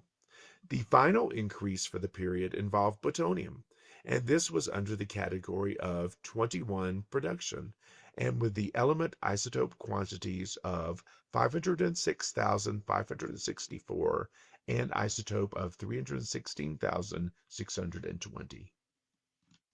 Also, Acme Energy had the following material reductions for the material balance period. For depleted uranium, they reported a 65 material balance category rounding bias, which is an adjustment to the site's inventory. In this case, they reported an element weight and isotope weight of -1. By design, a 65 category rounding bias is a subtraction from your site inventory. If you report a negative number in the element or isotope weight, that reporting would cause you to perform an addition to your inventory. Remember that if a material balance category code is less than 40, the positive quantity reported is representative of an increase to your inventory. If the material balance category is greater than 40, the positive quantity reported represents a reduction to your inventory. Additionally, for enriched uranium for the E1 assay range, they reported degradation to other materials, which is material balance category 71. This is based on the inventory change type from nuclear material transaction reporting. The blend is ED, which is enriched to depleted. Finally, for the E1 material type, they reported 73 fission and transmutation for the quantities as you see. In this example for plutonium, they're reporting 3 reductions, a 65 rounding bias, and in this case, both the element weight and isotope weight are 1. So, for plutonium, your site will be reducing by 1 for both the element and isotope for your plutonium inventory. Also, they reported 72 decay and 73 fission and transmutation. Those are all of the reductions that occurred during the material balance period for Acme Energy. And finally, for this MBR case study, Acme Energy had the following cumulative foreign obligation balances as of the end of the material balance period. For depleted uranium, they reported material balance categories 85, which is Australian obligations, Note, in parentheses, there is a number 31. That is how the obligations would have been reported on a DOE NRC Form 741. Also, for depleted uranium, they reported cumulative quantities for Canada, which is the category 86. For transactions, it translates to 32. For enriched uranium under the assay range of E1. They reported both Canadian and Australian obligations as well for the required quantities as shown, and for plutonium as well. They reported Australian and Canadian obligation categories 85 and 86. Now we will prepare our material balance report, DOE NRC Form 742 for Acme Energy. Note that we must prepare a material balance report for each material type that the facility YYO has in their inventory. We will first begin with depleted uranium and populate the material balance header. There are 3 fields that are required to be reported in the MBR header. That is fields 3, 4, and 5. Field 3 is your reporting identification symbol called RIS. We would populate YYO for the facility named Acme Energy. Next is the reporting period. The reporting period has a from date and a to date. The from date for the beginning of the period is 6/16/2024, and the to date for the period is 6/17/2025. Note that from date must be the day after last inventory date. The to date must match the current inventory date. Finally, in header, we will report our material type, field number 5. In this case, we are reporting depleted uranium, which would be material type code 10. Now that we populated the header information for your MBR report depleted uranium, let's enter the material accountability information. First, we need to report the beginning inventory and any additions that have occurred. In this case, the beginning inventory is all non-DOE-owned material. So, reporting of the beginning inventory would be under the material balance category 9, beginning inventory not U.S. government owned. The beginning inventory for depleted uranium had an element weight of 145,667 and an isotope weight of 911. The other addition that occurred during the reporting period was under the category of 22 from other materials. This gain part of the material blend reflected in the inventory change type of ED, which translates to enriched to depleted, and the element weight was 7,332 and the isotope weight of 48. Finally, for depleted uranium, we would enter the material accountability information for reductions, ending inventory, and foreign obligations. The site reported a 65 material balance category rounding adjustment where the element and isotope weight were both -1. As mentioned earlier, this would cause an increase to their site inventory given they reported negative quantities. Finally, for reporting our material balance report, we would take the reported beginning inventory balance, add the additions that increased the inventory, subtract the reductions that decreased our inventory, and then report the final inventory total. In this case, all the material is non-DOE owned, and it would be reported under the material balance category 81, ending inventory not U.S. government owned. The ending inventory quantities would be 153,000 for element weight and 960 for isotope weight. To complete the MBR reporting for depleted uranium at YYO, we would report in Section B, Foreign Obligations, the cumulative obligation totals.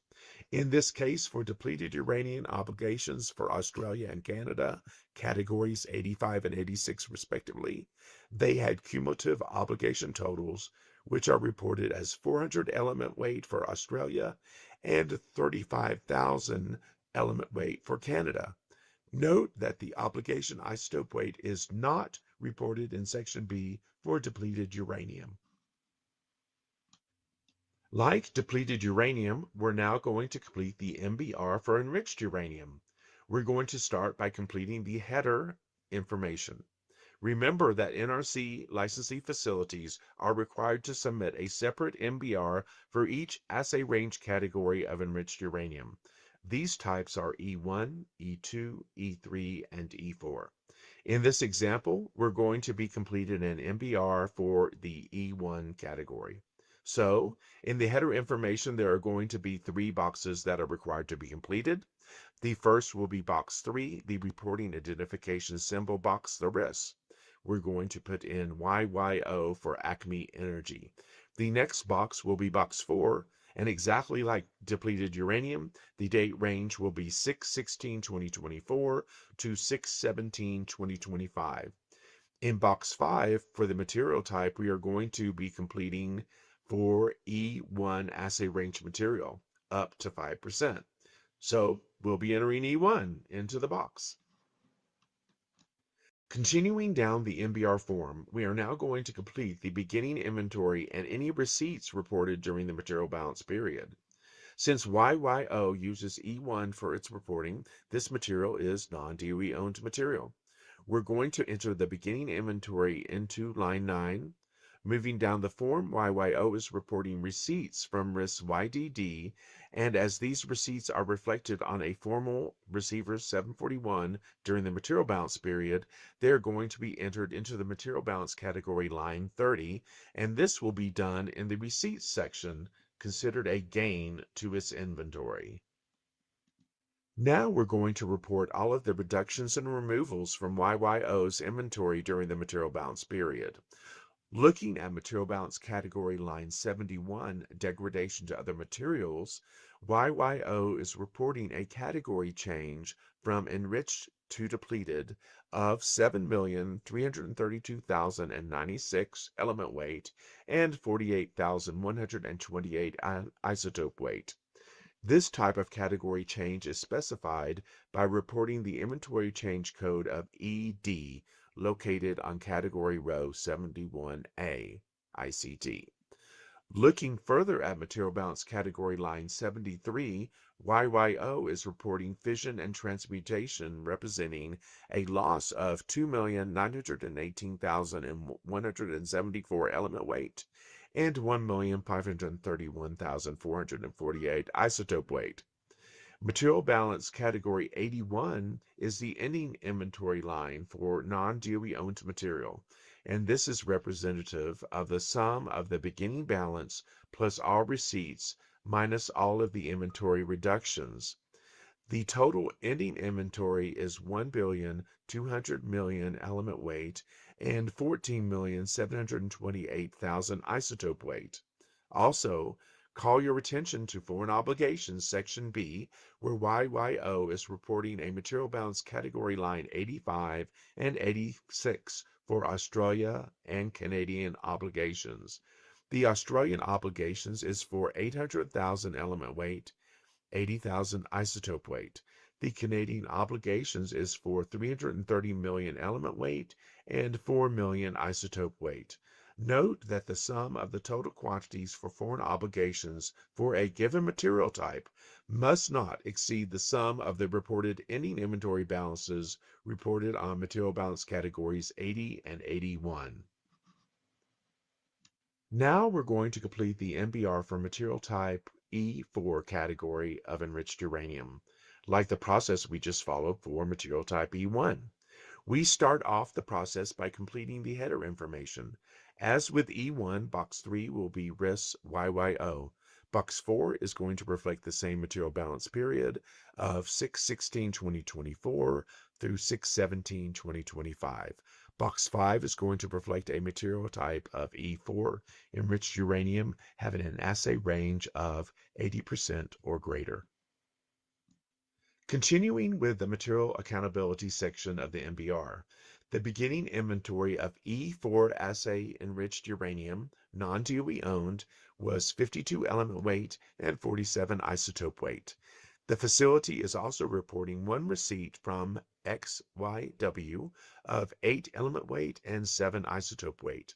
Transaction-based facility receipts are reported on line 30, reflecting 741 submitted during the material balance period. Be sure to include the RIS who is shipping the material, which is XYM. Moving on to reductions and removals for material type E4. Since YYO is not reporting any losses of E4 during the material balance period, therefore, line 81, the non-DOE owned ending inventory line, will reflect the total of the beginning inventory plus its one reported gain.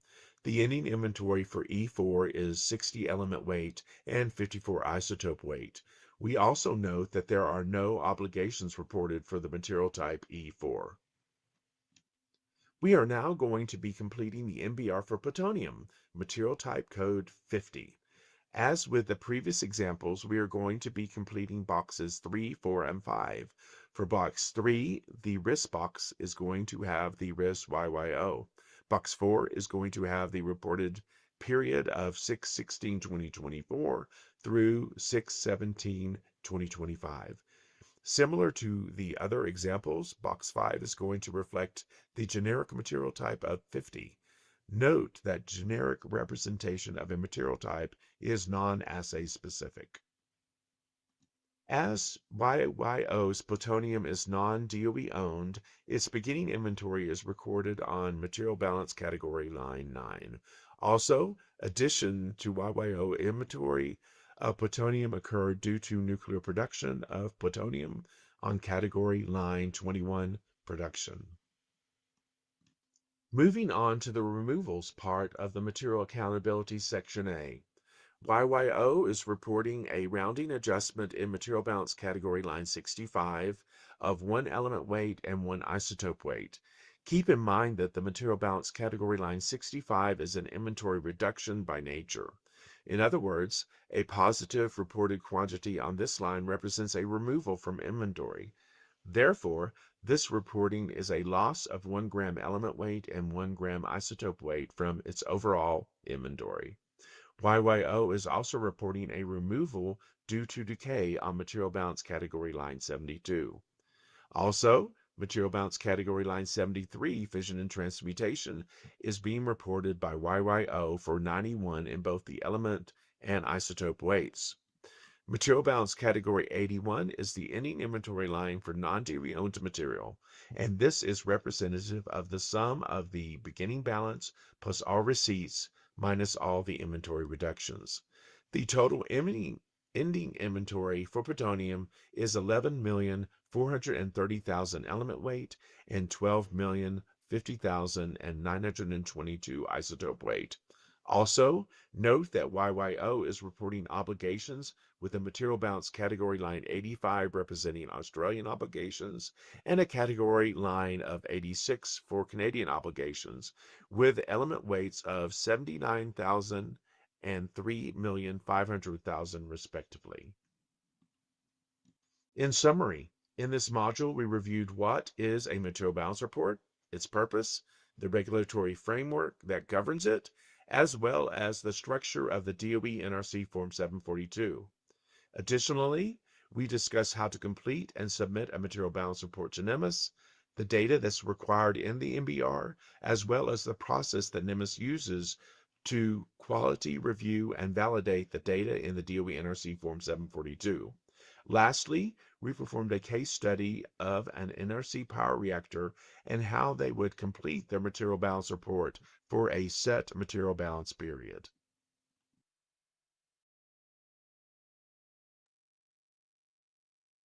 Thank you, Mitch, for the importance of MBRs and for the case studies. We appreciate that.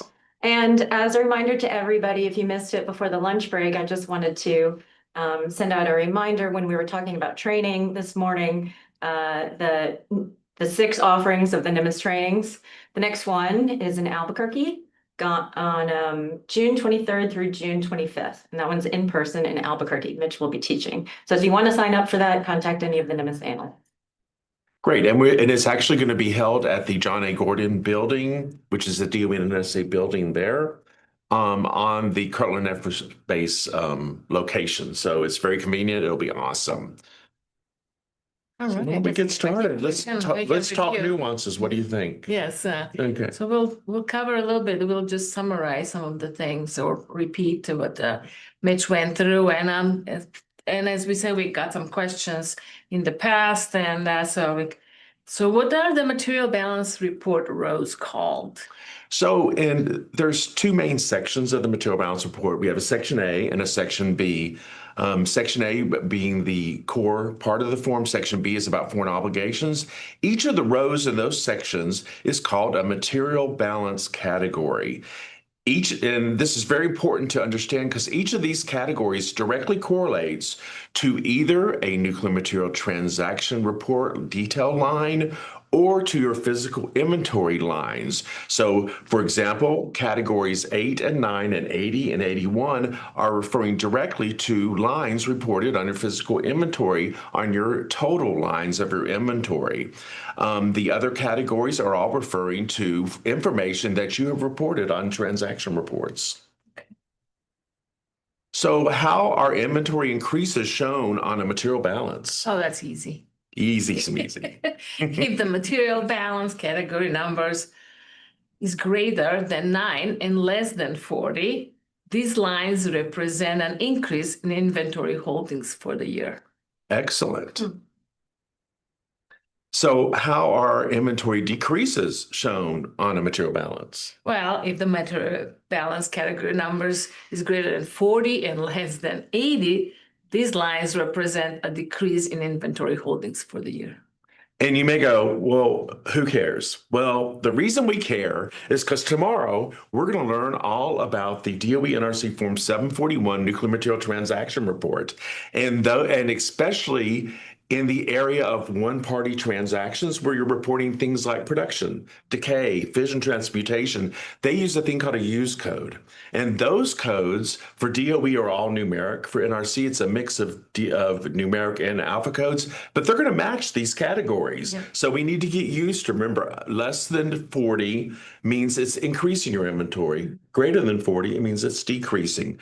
So the lines on your material balance section A, they're all reported with positive numbers, except for two cases. One is rounding bias and one is inventory difference. In those two cases, you may report a negative number there. And it's kind of crazy because you remember, so those inventory, the rounding bias and inventory difference, it's greater than 40. So by nature, it's reducing your inventory. But you may have a rounding bias where you want to increase your inventory. To do that, you negate the number. So it's kind of funky, crazy, and it tricks a lot of people, I guarantee you. For sure. So it's like a negative, negative. You don't want to Yes. get the positive. Yeah. Exactly. And you're going to hear that one again tomorrow because when it comes to the reconciliation, this is one thing that gets you For wrong. sure. And are the same material types reported the same as transactions? Well, it's a yes and it's a no. So it is reported to what we call the generic material type. That's the non-assay specific version of a material type. So for example, enriched uranium, we use the code 2020, and that means it's not specific to the assay. You need to look at another field to know what the assay level for that enriched uranium is. Well, that's true for everyone except for material balance within NRC. They have specific assay ranges that they want you to report your material types. If you remember in the case study that we just went through, we reported two material balance forms for enriched uranium. One was E1, and I think the other was E4 because they had material that was under 5%, that's E1. E4 is 80% or more, so they had to report a separate material balance form to account for that high enriched uranium. So other than enriched uranium for NRC, it is all to the what we call the generic material type, non-assay specific, and that is just like transactions. And that's just NRC, not DOE. Just NRC. DOE does it all to the generic. Yes. Yes. Where would receipts reported on a transaction be located on the MBR? Well, the receipts of nuclear material reported on the DOE form, NRC form 741, nuclear material transaction report, is shown on material balance category 30. Be sure to report these receipts by facility who is shipping to you.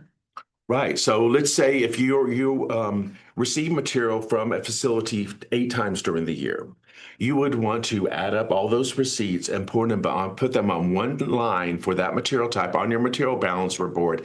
And you have an area on the form where you provide the risk code for that receiver or the shipper that sent you the material.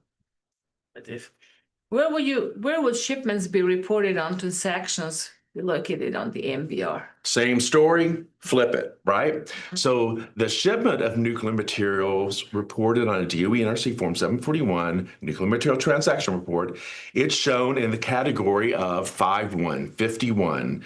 And once again, you want to be sure to report these shipments by facility who is receiving the nuclear material that you're sending out.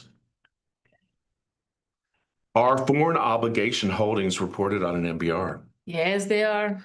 Yeah, yes. note that the obligations of amount are the cumulative totals at the time of the current inventory. But as with many, many things in NMMS, there's always nuances here. Nuances. Right? So, Michelle, Yes. are NRC licensees required to report a material balance report to NMMS every year?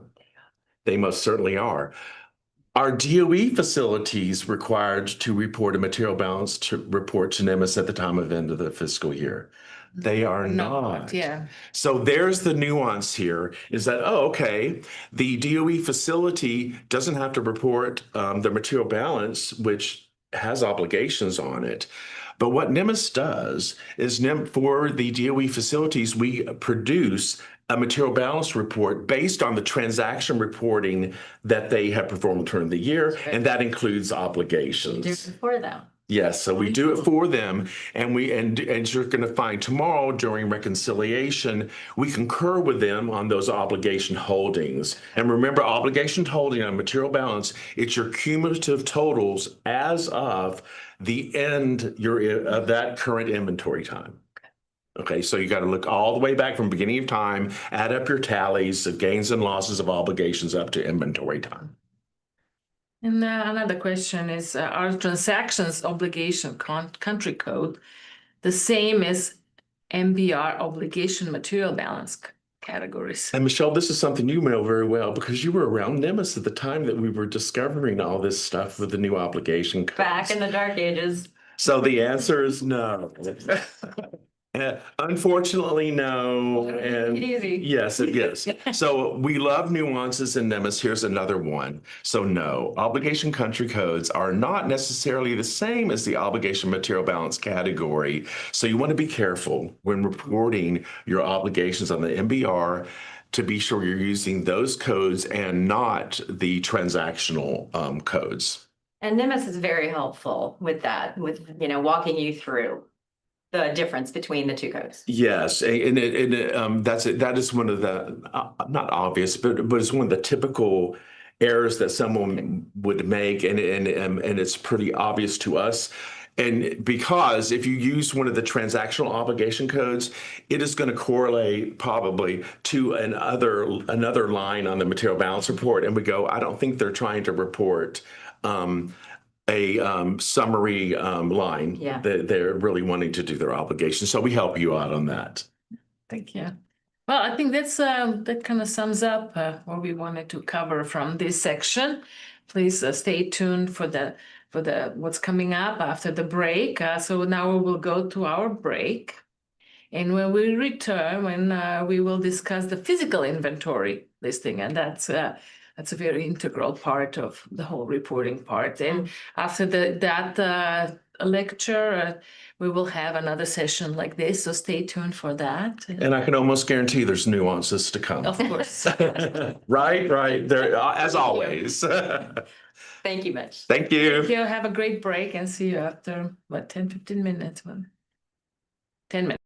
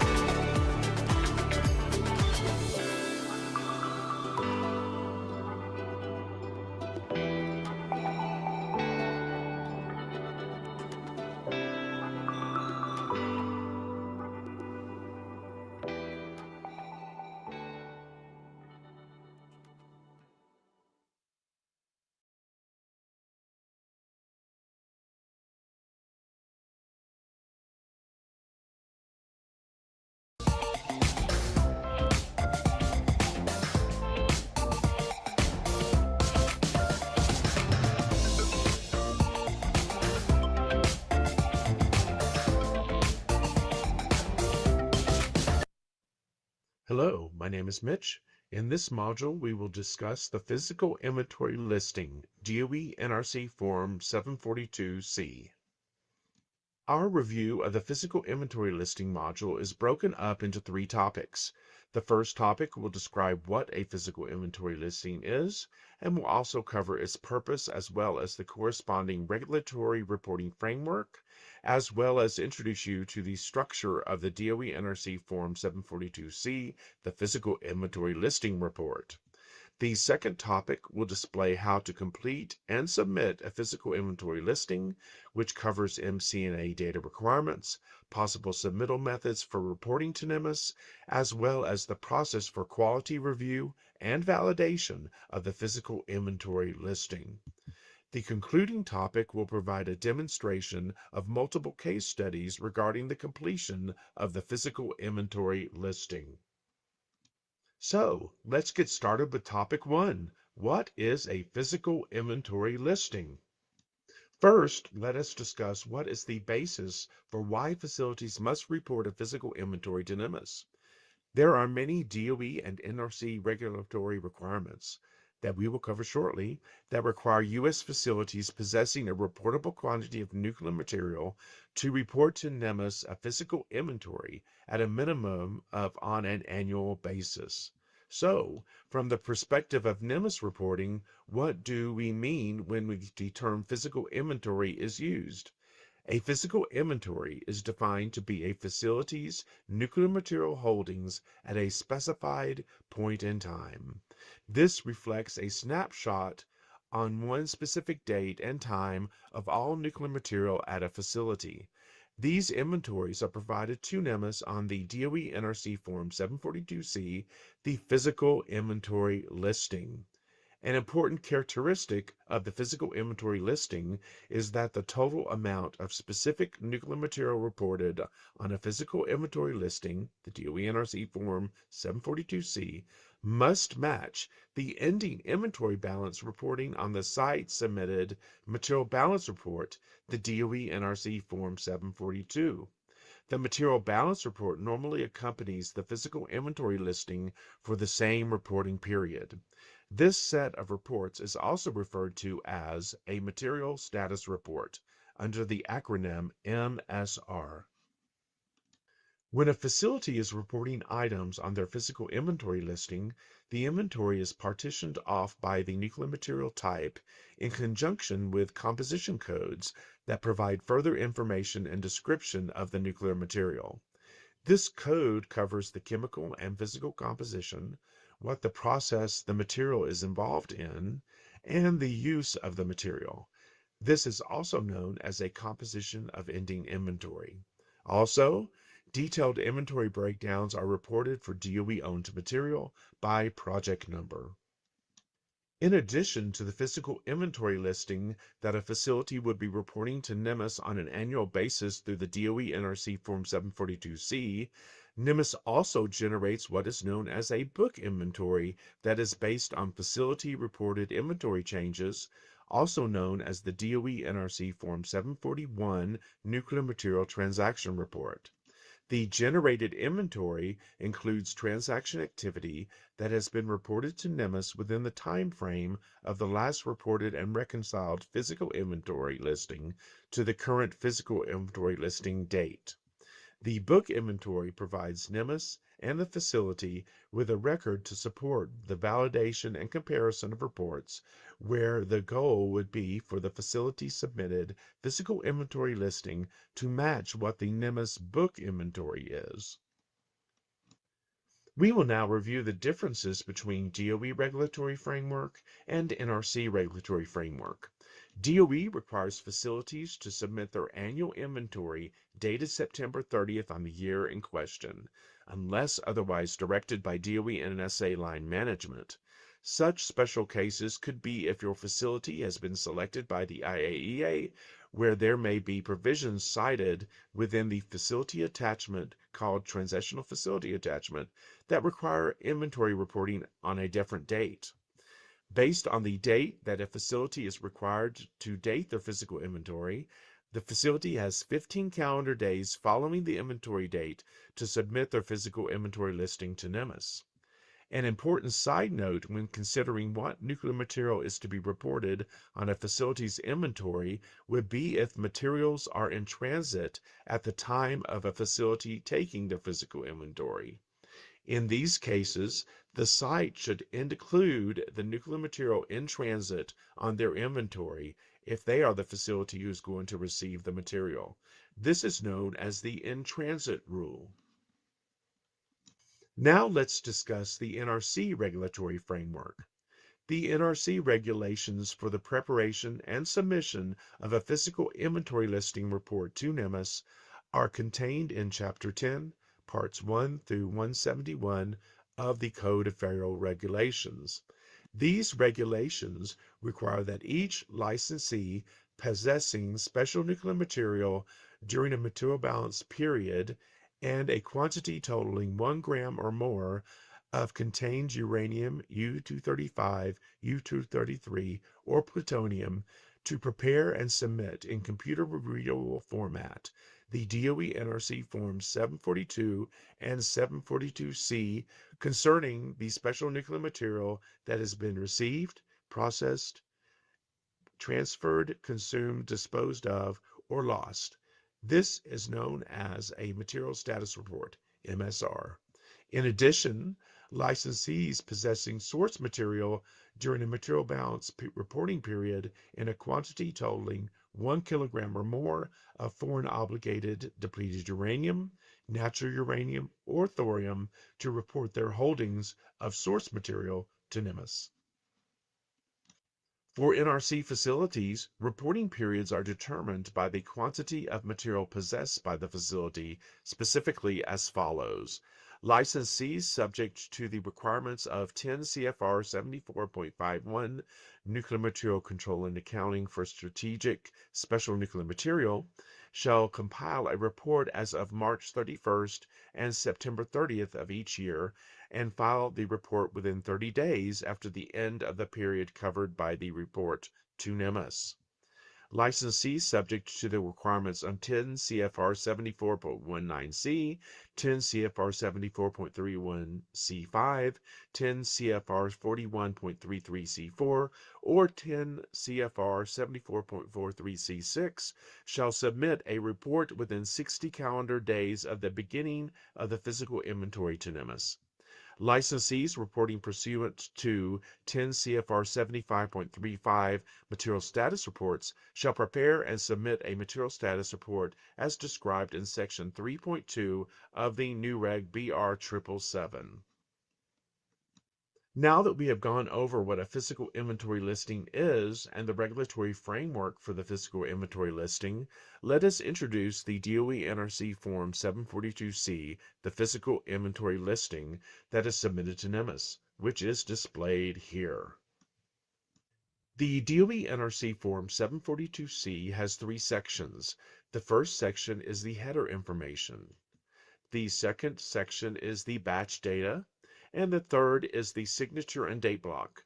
So let us discuss in detail what these sections are. Displayed here is the Form 742C header information, where the facility would provide general information regarding the facility inventory listing. This section shows NMMS who the pill is for and the time frame of the pill.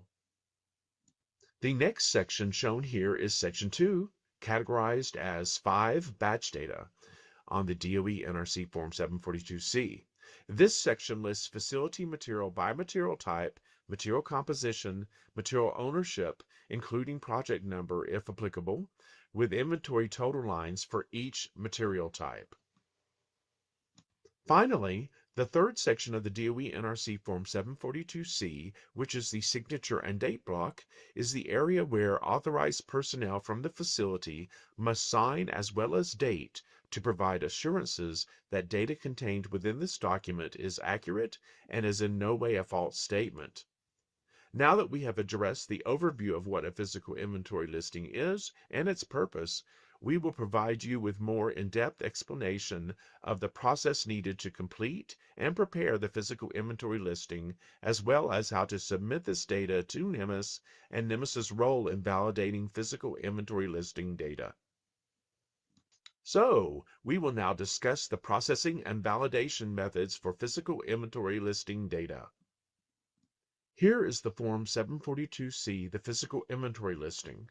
It has 5 highly informative and important blocks, including Box 2, Reporting Identification Symbol, RIS, Box 3, Inventory Date, Box 5, Batch Data Fields, and Box 7, Signature, and Box 9, Date of Signature. We will review each of these items in detail over the next few slides, identifying which fields on the DOE NRC Form 742C needs to be filled out and what doesn't. On the Form 742C, let's talk more about the header section. This section has blocks 1 through 4. For block 1, no entry is required. Populate block 2 with a reporting identification symbol, the RIS, which represents the facility whose inventory is being reported. Block 3 is the date that the inventory was taken. The last day of the inventory taking period is all that's required to be reported. In summary, just blocks 2 and 3 are required to be entered in this part of the form. On the Form 742C, the physical inventory listing, when you get down to the 5 batch data section, the entry of several fields on the form are required to be reported, including Box A, material type, Box B, composition facility code, Box C, element weight, Box D, isotope weight, Box E, DOE project number if the material on the line is DOE owned material, as well as Box H, which is ownership code. Note that it is preferred that all of a facility's inventory be reported on one DOE NRC Form 742C, in contrast to that of the DOE NRC Form 742 Material Balance Report. Also, remember that each material type must have at least one detail line, including reporting of composition code, owner code, and project number, if applicable, and one total line where the composition code is 899 and the owner code and project number are not populated. Inventory composition codes provide context concerning the location and condition of the material that is being described. These codes are often called COEI, Composition of Ending Inventory Codes, by facilities in the Department of Energy complex. All inventories, regardless of DOE or NRC, will include a reporting line for each inventory material type with the composition code set to be the total code line 899. As for the other codes that are applicable, the NRC uses a select list of comparatively few codes documented in the New Reg BR 777. The Department of Energy has a longer list of codes available, listed in the D25 Composition Code Report, available by request from NMMS staff. Looking at the specific composition codes that are provided for the NRC, we have the example of 860, which refers to N reactors and critical assemblies. Although the name specifically calls out reactors, this can also include test piles, critical assemblies, and other cases where nuclear material is being used in radiation studies. This is distinct from Code 864, which will be covered in a few slides, which could refer to excess, spare, or only transiently used fuel elements. Code 861, named for in-cooling basins, would also apply to other forms of storage. The gist of this particular code is that it refers to spent fuel that is in storage for future recovery or disposal, regardless of whether that storage is wet or dry. Additionally, Code 862 is named for in-conversion and fabrication processes. Obviously, this would apply to material that is being transformed by the processes of a conversion or fabrication facility, but can also refer to uranium within an enrichment plant. In other words, nuclear material that is within the cascades of enrichment technology. Sealed sources, unopened receipts, or finished products of material would not be considered in process and would not be appropriate under this code. Of note, the Composition Code 862 does not refer to material that is in a recovery process. This is addressed by the next code, 863. This composition code could refer to material that is being separated from spent fuel. It could also refer to material that is being removed from scrap material or other unirradiated waste that could be usable for fabrication later. Composition Code 864 materials not in process, which we mentioned on an earlier slide, would refer to unopened receipts, sealed sources, or completed products such as fully assembled fuel rods or fuel bundles that are maintained under tamper-safe conditions. Code 865 would refer to unirradiated scrap that is specifically awaiting recovery, which is a distinction from the following code of 866, which is unirradiated scrap that is awaiting disposal. The inventory total line composition code, the 899, will be reported for each material type. However, this is with the understanding that all material types, even the ones that have several material type designators for assay of enrichment, will all combine into a single generic, non-assay specific material type code. For example, all enriched uranium is combined into material type 20 when reported on an inventory total line, and there will be a single inventory total line for enriched uranium. Regardless of however many lines there may be of assay-specific material type code inventory lines like E1, E2, 21, 34, or 38, all specific enriched inventory lines will be summarized under a single generic material type 20 line with the comp code 899 on that line. The same concept would apply to all assay-specific depleted uranium, which would also have one 899 line. All plutonium would have one 899 total line with at least one assay-specific plutonium inventory line. This would also be true of ownership codes. All DOE-owned and non-DOE-owned material of a single material type, such as enriched uranium, would still be factored together as a single 899 total line. Notice that during NMMS facility reconciliation, each 899 total line by material type will be compared to the combination of lines 80 and 81 from the Form 742 Material Balance Report. Let us continue reviewing reporting codes by moving to physical inventory material type codes. While composition codes, as discussed earlier, identify the condition and location of material, material type codes identify the actual element under discussion. Many material types will have a variety of codes that are based on the assay range for the key isotopes, but all the material types will, at a minimum, have a non-assay specific generic material type code such as material type 20 for enriched uranium. Material types are defined to be reported in whole reporting units. The reporting units will be based on the nature of each individual element type, such as grams for special nuclear material and kilograms for source material. There are specific reporting units for enriched uranium for the DOE NRC Form 742C for NRC reporters that are defined in categories from E1 to E4. E1 describes material that is considered enriched but less than 5%. The range of 5% to 20% not inclusive is covered by E2. 20% to 80% not inclusive is the category range for E3. Particularly high enriched at 80% or more is covered by E4. Similarly, the Department of Energy also has a range of codes to describe enriched uranium, however, in a much finer granular detail as to the enrichment ranges for the NRC.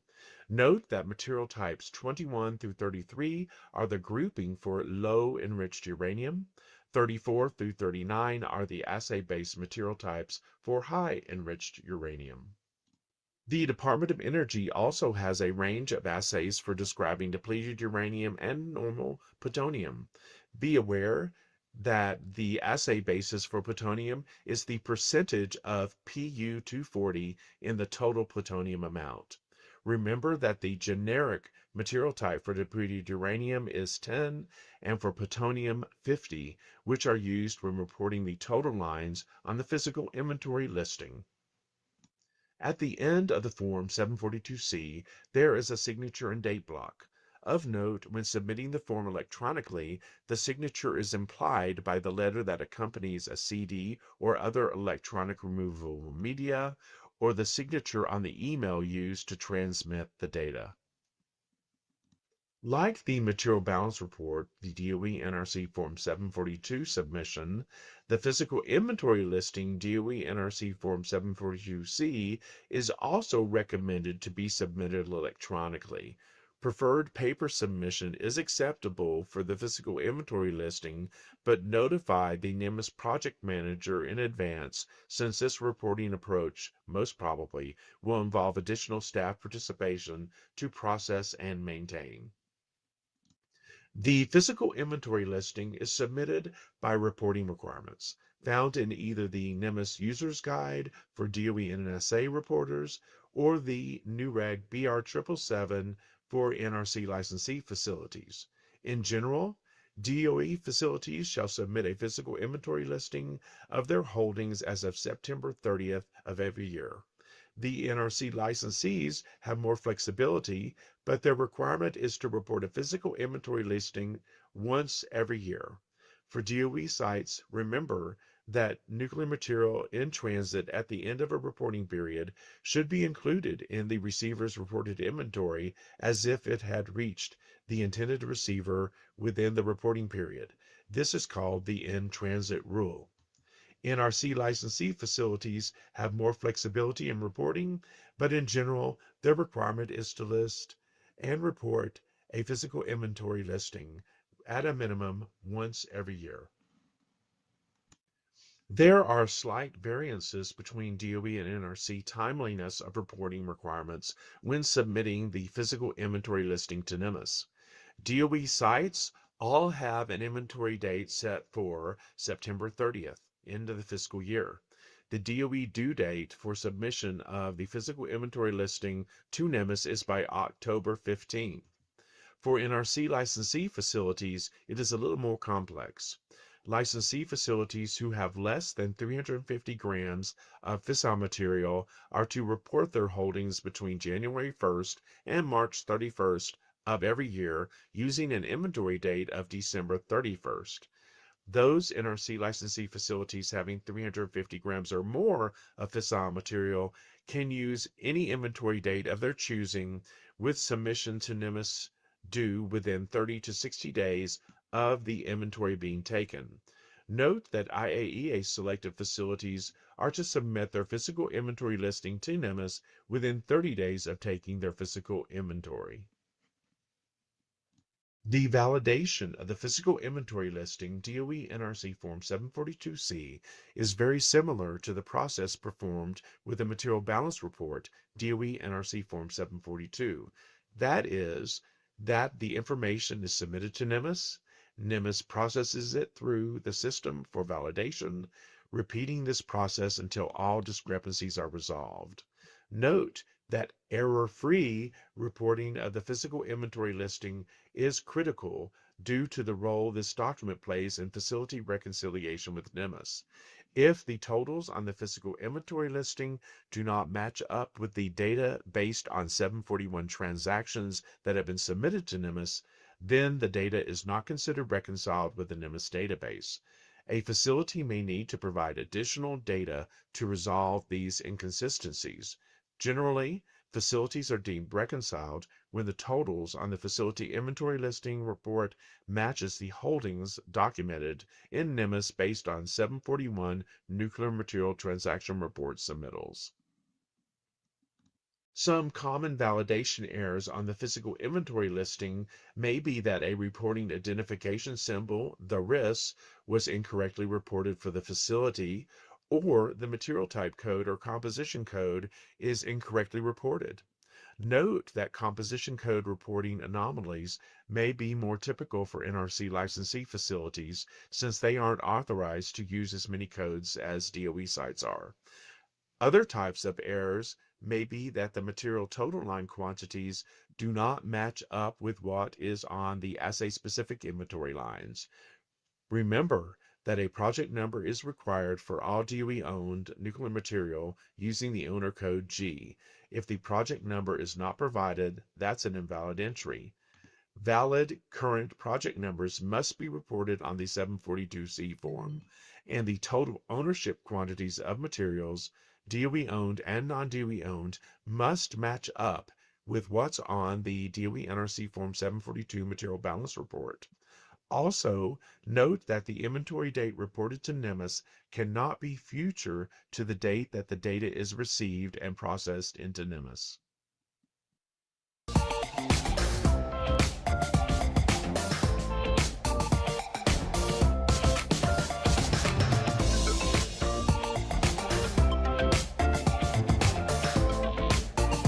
Hello, this is Mitch, and we are going to review some case studies regarding reporting of the DOE NRC Form 742C Physical Inventory Listing.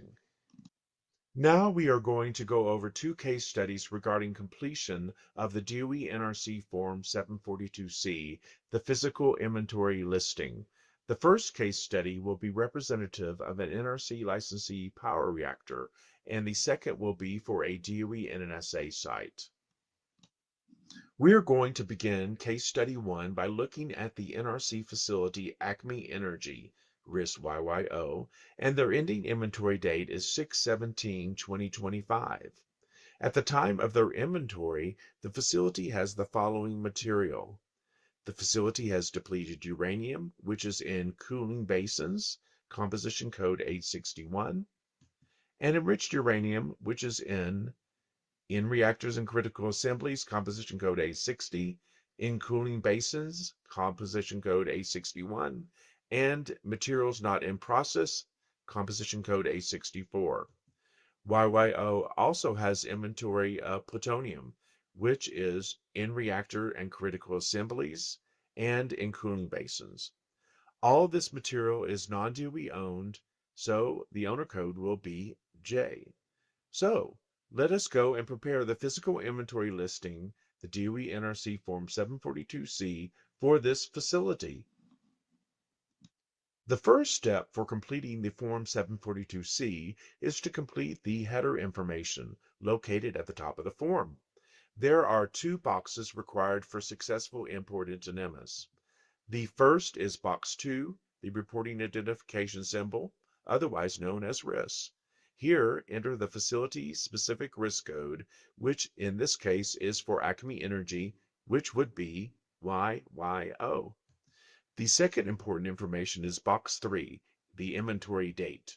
The inventory date will be the end of the reporting period when the ending inventory was taken.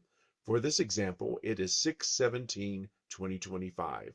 Information can also be provided for the name, the address, and the license number, but this isn't required or imported into NMMS. Now we are going to enter the Section 5 batch data for each type of material in YYO's inventory, starting with depleted uranium. Please note that depleted uranium is going to require two lines. In this example, the first line is the inventory assay-specific detail informational line, and the second line is the total line for the type of material. Moving from left to right across the new batch data row, we are going to start with column A. Column A material type is going to utilize the generic material type for the assay-specific first line, since this facility is an NRC licensee facility, and the generic material types are used for all material types other than for enriched uranium when reporting assay-specific inventory detail lines. If this facility had been a DOE site, the material type reported would have been 18. Since this facility is an NRC licensee, the reported material type is 10. Note that total lines are always reported to the generic material type. Column B is the composition code, where we are going to enter 861 in cooling basins for line 1. Please note that the second line has a comp code of 899. The composition code defines what is referred to as the total line for the material. This line represents the sum of all DOE-owned and non-DOE-owned material in the facility's inventory for a given material type. Thus, this total line could be a combination of both non-DOE-owned and DOE-owned material, which means the owner code for the total line will always be blank for the 899 total lines. Column C and D are where we're going to report the element weight and isotope weight, which is 153,000 and 960 respectively. There are two other columns required for successful import into NMMS. Column H is where we populate the owner code for line number 1, which is J, non-DOE-owned material. Also, please note that the owner code is not required or accepted for the total lines, the 899 lines. Each inventory line will have a unique sequence number beginning at 1. Now we are going to report the batch data for enriched uranium. NRC licensees report assay-specific inventory detail lines for enriched uranium on the physical inventory listing using one of 4 material types: E1, E2, E3, and E4. These 4 material types are categorized on assay ranges for the enriched uranium material, the percentage of U-235 in the total enriched uranium. As you can see in this example, in column A, we have 4 lines using E1. Looking at column B, we have composition codes reflecting 860, 861, and 864. 860 refers to the N reactors and critical assemblies. 861 refers to in cooling basins, and 864 refers to the materials not in process. In columns C and D, we report the element weights and the isotope weights for the 4 detail inventory lines. In column H and I, all the enriched uranium material is non-DOE owned, so we enter a J in each of the 4 lines. Additionally, sequence number shows 3, 4, 5, and 6 ordered lines. The final 5th enriched uranium line is the grand total for this material type. Please note that this line, the 899 composition code total line, uses the generic enriched uranium material type of 20 because the total line is going to be the total of all enriched uranium in the inventory. Also, notice that the weights listed in columns C and D are going to be the total of all the enriched uranium lines above it, and that there is no owner code reported. Moving on to the reporting of the plutonium inventory. NRC licensee facilities report plutonium on the physical inventory listing using the generic material type 50. Please note in the example that we have 3 lines for plutonium, material type 50.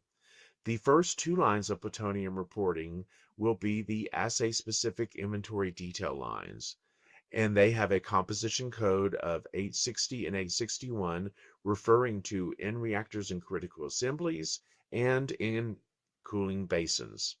For columns C and D, we have the element weight and the isotope weights reported. In column H, all the material is non-DOE owned, where we populate with the owner code J. In the sequence number column, we have the lines 8 and 9. In line 10, the plutonium total line is reported using the composition code of 899, including the total element weight and total isotope weight of the 2 plutonium detail lines listed above. Now for case study number 2, where we will be reviewing an example of a DOE NNSA site. In this example, DOE NNSA site Eternal Energy Enterprises, RIS-EEE, is preparing their composition of ending inventory for 9/30/2025.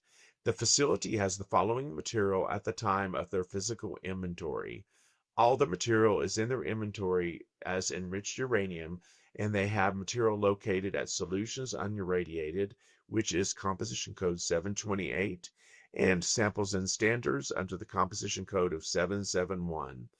All the material in their inventory is DOE owned, so project number delineations must be considered. So, in this case study, we are going to prepare a physical inventory listing, which is DOE NRC Form 742C for Eternal Energy Enterprises. First, we will populate the physical inventory listing header information, which is the top section of the DOE NRC Form 742C.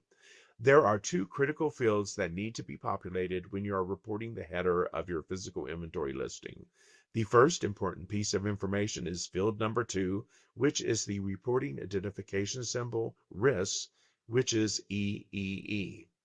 The second required field is to provide the inventory date, which is 9/30/2025 for this case study. Now that the physical inventory listing header information has been filled out, it is time to populate the Section 5 batch data information, which will provide details on what actual inventory quantities are stored at the site at the time of inventory. Notice in this case that all the inventory material is enriched uranium, and there are two inventory lines that are providing your detailed assay-specific information, and one line providing your total inventory for your material type. So let's look at lines 1 and 2, reporting of your detailed inventory information. Notice that in column A, we are reporting material types 33 and 39. Similar to how we discussed NRC reporting of enriched uranium by assay range, DOE has the same function, except they use numeric quantities between 21 and 39 to report their assay range for enriched uranium. In this case, the assay range that correlates to these inventory quantities were 33 and 39. In column B, for the composition code, we report 728 and 771, which identify the locations of storage for solutions unirradiated and samples and standards. The next two columns, C and D, indicate the element weight and isotope weight. Different from our prior case study, all the inventory material is DOE owned, and the owner code G is reported. When the owner code G is reported, a DOE project number must also be included. Thus, we provide in lines 1 and 2, where the project numbers are DEMO 0000S and DEMO 0000R. As seen in our prior case study, we are sequencing our line numbers 1 and 2 for our detailed inventory information. The total final line with the composition code of 899 is reported using the generic material type for enriched uranium, which is material type 20. Of course, we know this last line is an inventory total line because the composition code 899 was issued and the element and isotope weight, columns C and D, sum to the total of the two inventory detail lines. In conclusion, the sequence number line for this last line would be number 3. Notice that the owner code would be blank for this last line because total lines could be a combination of both DOE owned and non-DOE owned inventory material. In summary, we have described what a physical inventory listing is, the purpose, the regulatory framework, and what the DOE NRC 742C form looks like. We have discussed the individual fields within the inventory form and reviewed MC&A inventory data requirements. We have demonstrated the different submittal methods for reporting DOE NRC Form 742C documents to NMMSS and specific quality control and validation processes that NMMSS applies to the data reported. Finally, we presented two inventory case studies, one of an NRC licensee power reactor and the other for a DOE NNSA site, to demonstrate how reporting should be dictated on the DOE NRC Form 742C.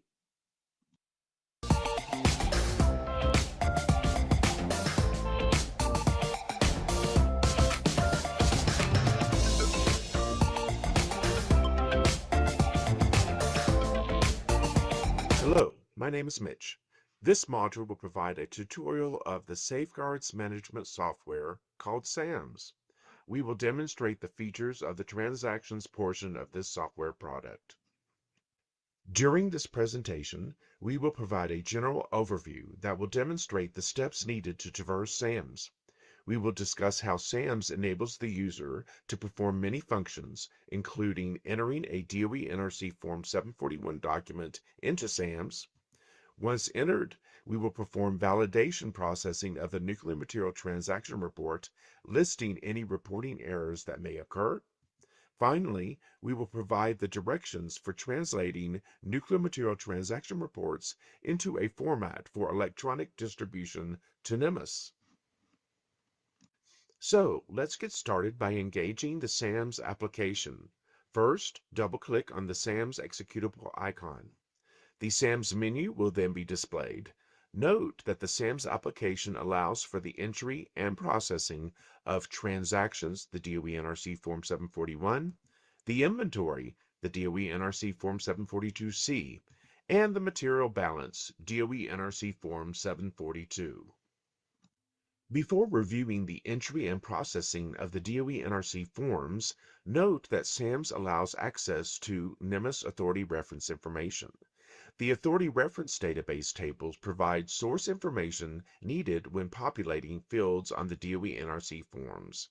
There are numerous tables available in the Authority Reference area of SAMS, providing information such as the list of available reporting identification symbols, defined project numbers, available import-export licenses, as well as the list of composition codes. Also, the directory of DOE NNSA sites and NRC licensee facilities are provided. Note that these tables are for reference only and the contents may not be modified. To demonstrate authority reference, let us look at the risk table. To traverse authority reference interfaces in SAMS, click on the Authority Reference tab. Then click on Data Entry, followed by clicking on the Risk entry.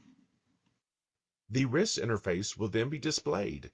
To search through this table, right-click on the risk column, and then click Filter.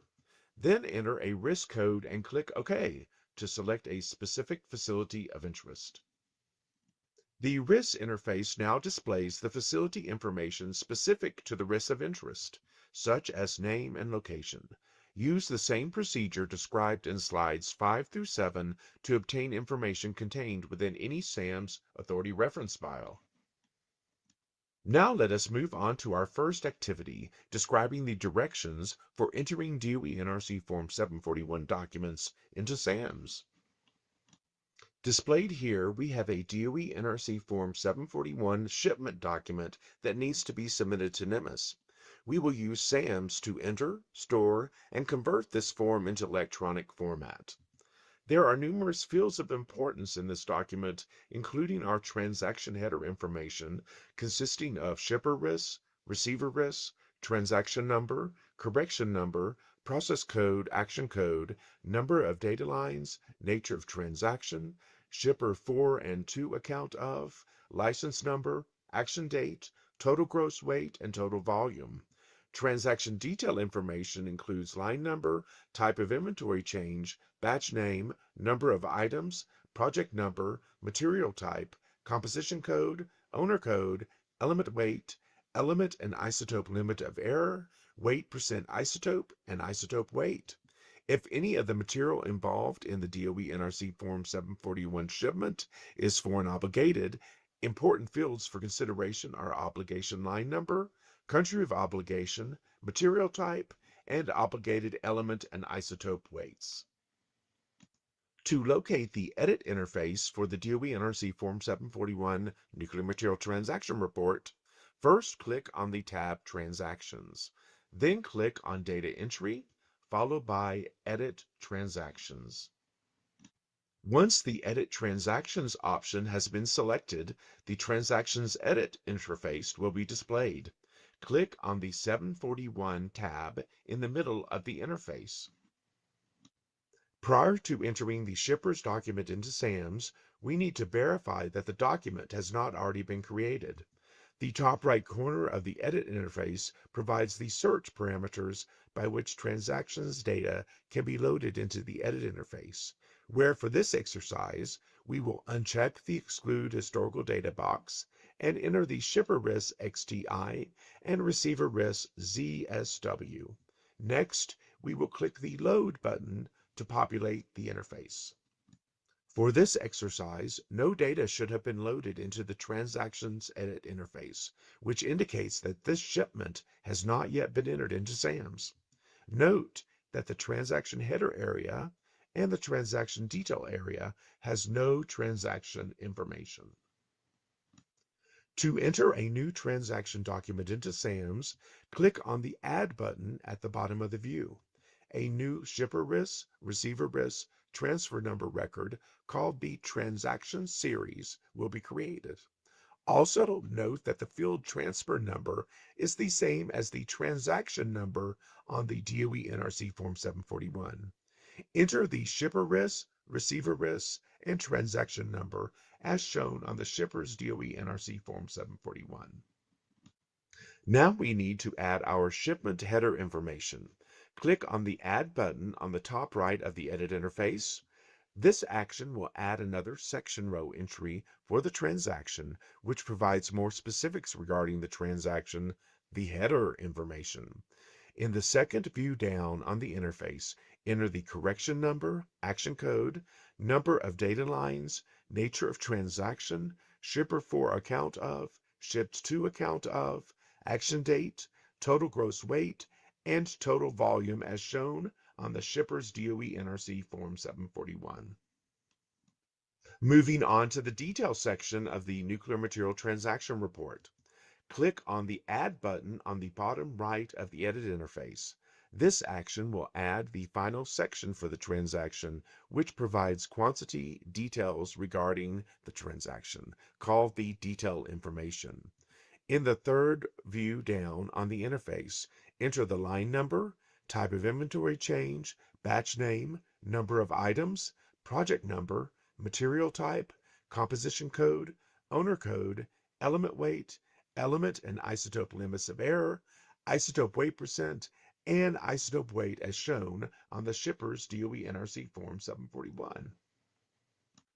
If fields 17 through 21 are populated on the DOE NRC Form 741, which represents foreign obligations, click on the Obligations tab. Then click on the Add button on the bottom right of the Edit interface to create a new obligation record.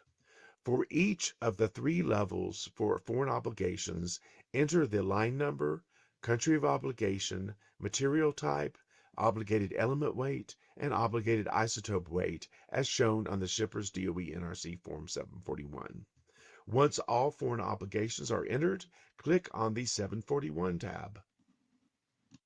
Prior to saving the transaction data that has been entered, it is recommended to perform a preliminary validation check of the data. Click on the Validate button on the bottom of the Edit interface. The above message will be displayed indicating that validation was successfully completed. Click OK to see if there are any errors on the transaction. Note on the Edit interface that there is an error. The material type was improperly entered as TT when it should have been 20. TT is an invalid material type, and the Validate check produced the following errors as shown on the bottom section of the Edit interface. When the correct material type is entered, the errors should be resolved. Please note that additional Validate checks cannot be performed until after the transaction is saved. Now, click on the Save button at the bottom of the interface. A window will be displayed stating that the transaction has been saved successfully. Click OK. Once OK is selected, the Transactions Edit interface contents will be reloaded based on the loading parameters provided in the top right area of the interface. Now for Activity 2, Validating Transactions using SAMS. SAMS has a function to validate all transactions entered and saved. First, click on the tab Transactions, then click on Data Entry, followed by Process Transactions. In addition to validating manually entered transaction data, SAMS can import and validate existing XML-based electronic transaction files. To import an XML file containing a transaction, click Choose File and select the file of import, and then click Process. If only processing of manually entered transactions is required, only click Process. If Choose File is selected, a window will be displayed requesting a file to import. Locate and select a transaction XML file and click Open. When Process is selected and no import file is specified, the following message window will be displayed. Click OK to continue processing. Transaction processing will perform transaction edit checks and upon completion will load a window with an option to produce the TJ2S error report. Enter a responsible risk of interest and select Produce Report. The TJ2S report will then be displayed with a list of validation errors for the transaction or transactions of interest.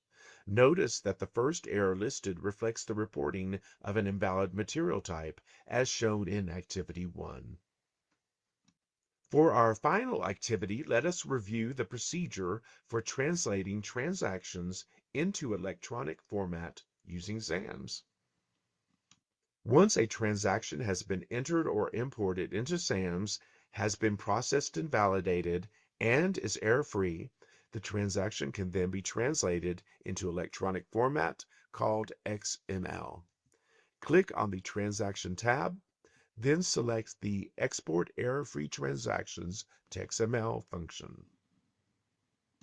To select transaction data to translate, the following window will be displayed with the selection criteria in the top section of the window. Enter the shipper risk YSP, receiver risk XTB, and transaction number 567. Select Export to XML only, and then click the Load button. In the middle section of the interface, the record or records of interest will be displayed. Click on the Tag button to activate the row or rows of interest. Then click on Save. A new window will be displayed requesting a name and location for the XML file. Select the file name and location, then click on Save. A message will then be displayed declaring that the file has been successfully saved. Click OK. The translated XML file contains the receipt DOE NRC Form 741 in XML format as seen here. The general structure is hierarchical in nature with each field on the nuclear material transaction report listed by field tag followed by an equal sign and the field contents in double quotes. Remember that facilities are required to report electronically to the extent possible. Safeguards Management Software, SAMS, is the easiest and most flexible method of converting transaction data to XML. Facilities who cannot submit data in XML format using SAMS can also use NMMSS fillable forms for reporting 741s, physical inventories, and material balance. Unclassified translated transactions in electronic format can be delivered to NMMSS through email or unclassified mail or secure transmittal through a web-based content server like an e-room. The NMMSS unclassified mailing address is provided here. Please note that incoming mail is sanitized and x-rayed. Do not mail in a plastic sleeve. Use a paper or cardboard mailing envelope. Classified translated transactions in electronic format can be delivered to NMMSS through electronic media, through classified mail, or SecureNet, or SIPRNet.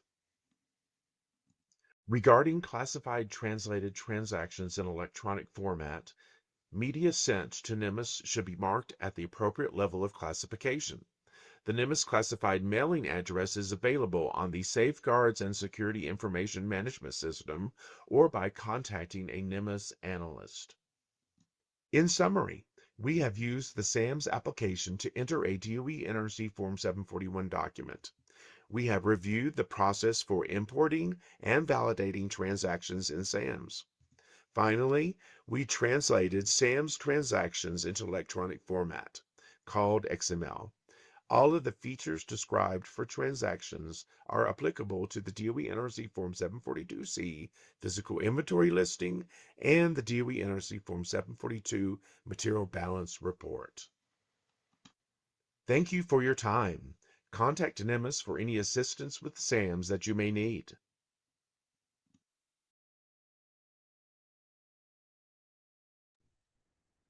All right, howdy, welcome back, everyone.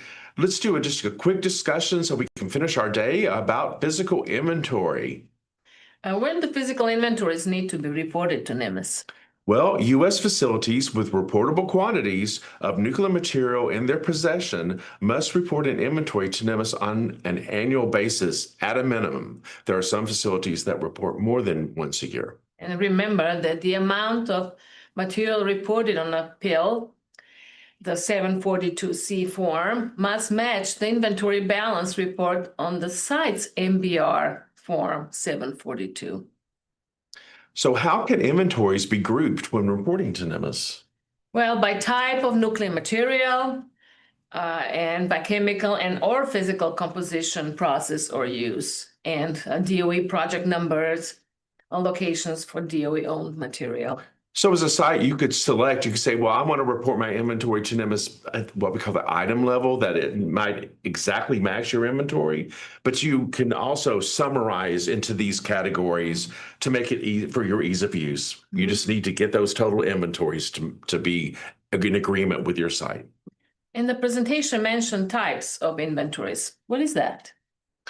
In addition to physical inventory that you report to NMMS through the DOE NRC Form 742C, NMMS generates what we call a book inventory that is really based on the transaction activity that you've reported during the year, and we derive a physical inventory based on those transactions that you reported, and that's going to be a very handy tool tomorrow when we talk about reconciliation, that we could take the quote book transaction generated inventory and compare that to your actual physical one.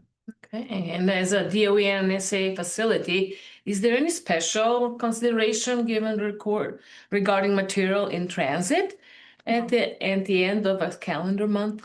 So this is a very important point to make with you DOE and NSA folks. So if you have material that is, quote, on the road, is coming to you, you know that it's left the shipping facility. And one rule with DOE and NSA sites, once material has left the, quote, parking lot of the shipper, it is now the responsibility of the DOE site to track and this material. And that includes your physical inventory. So if at the end of the month, you realize, oh, I have material that's on the road, you need to account for that in your inventory. And if it hits your inventory reporting period, you need to include it as well in your physical inventory, even though it's not physically there yet. It's the receiver, correct? As the receiver, because the shipper, it left their parking lot, it's no longer their responsibility. Good clarification. At a minimum, how many lines of inventory must be reported? For each type of nuclear material, at least 2 lines of inventory must be reported. 1 assay-specific inventory line and 1 total line.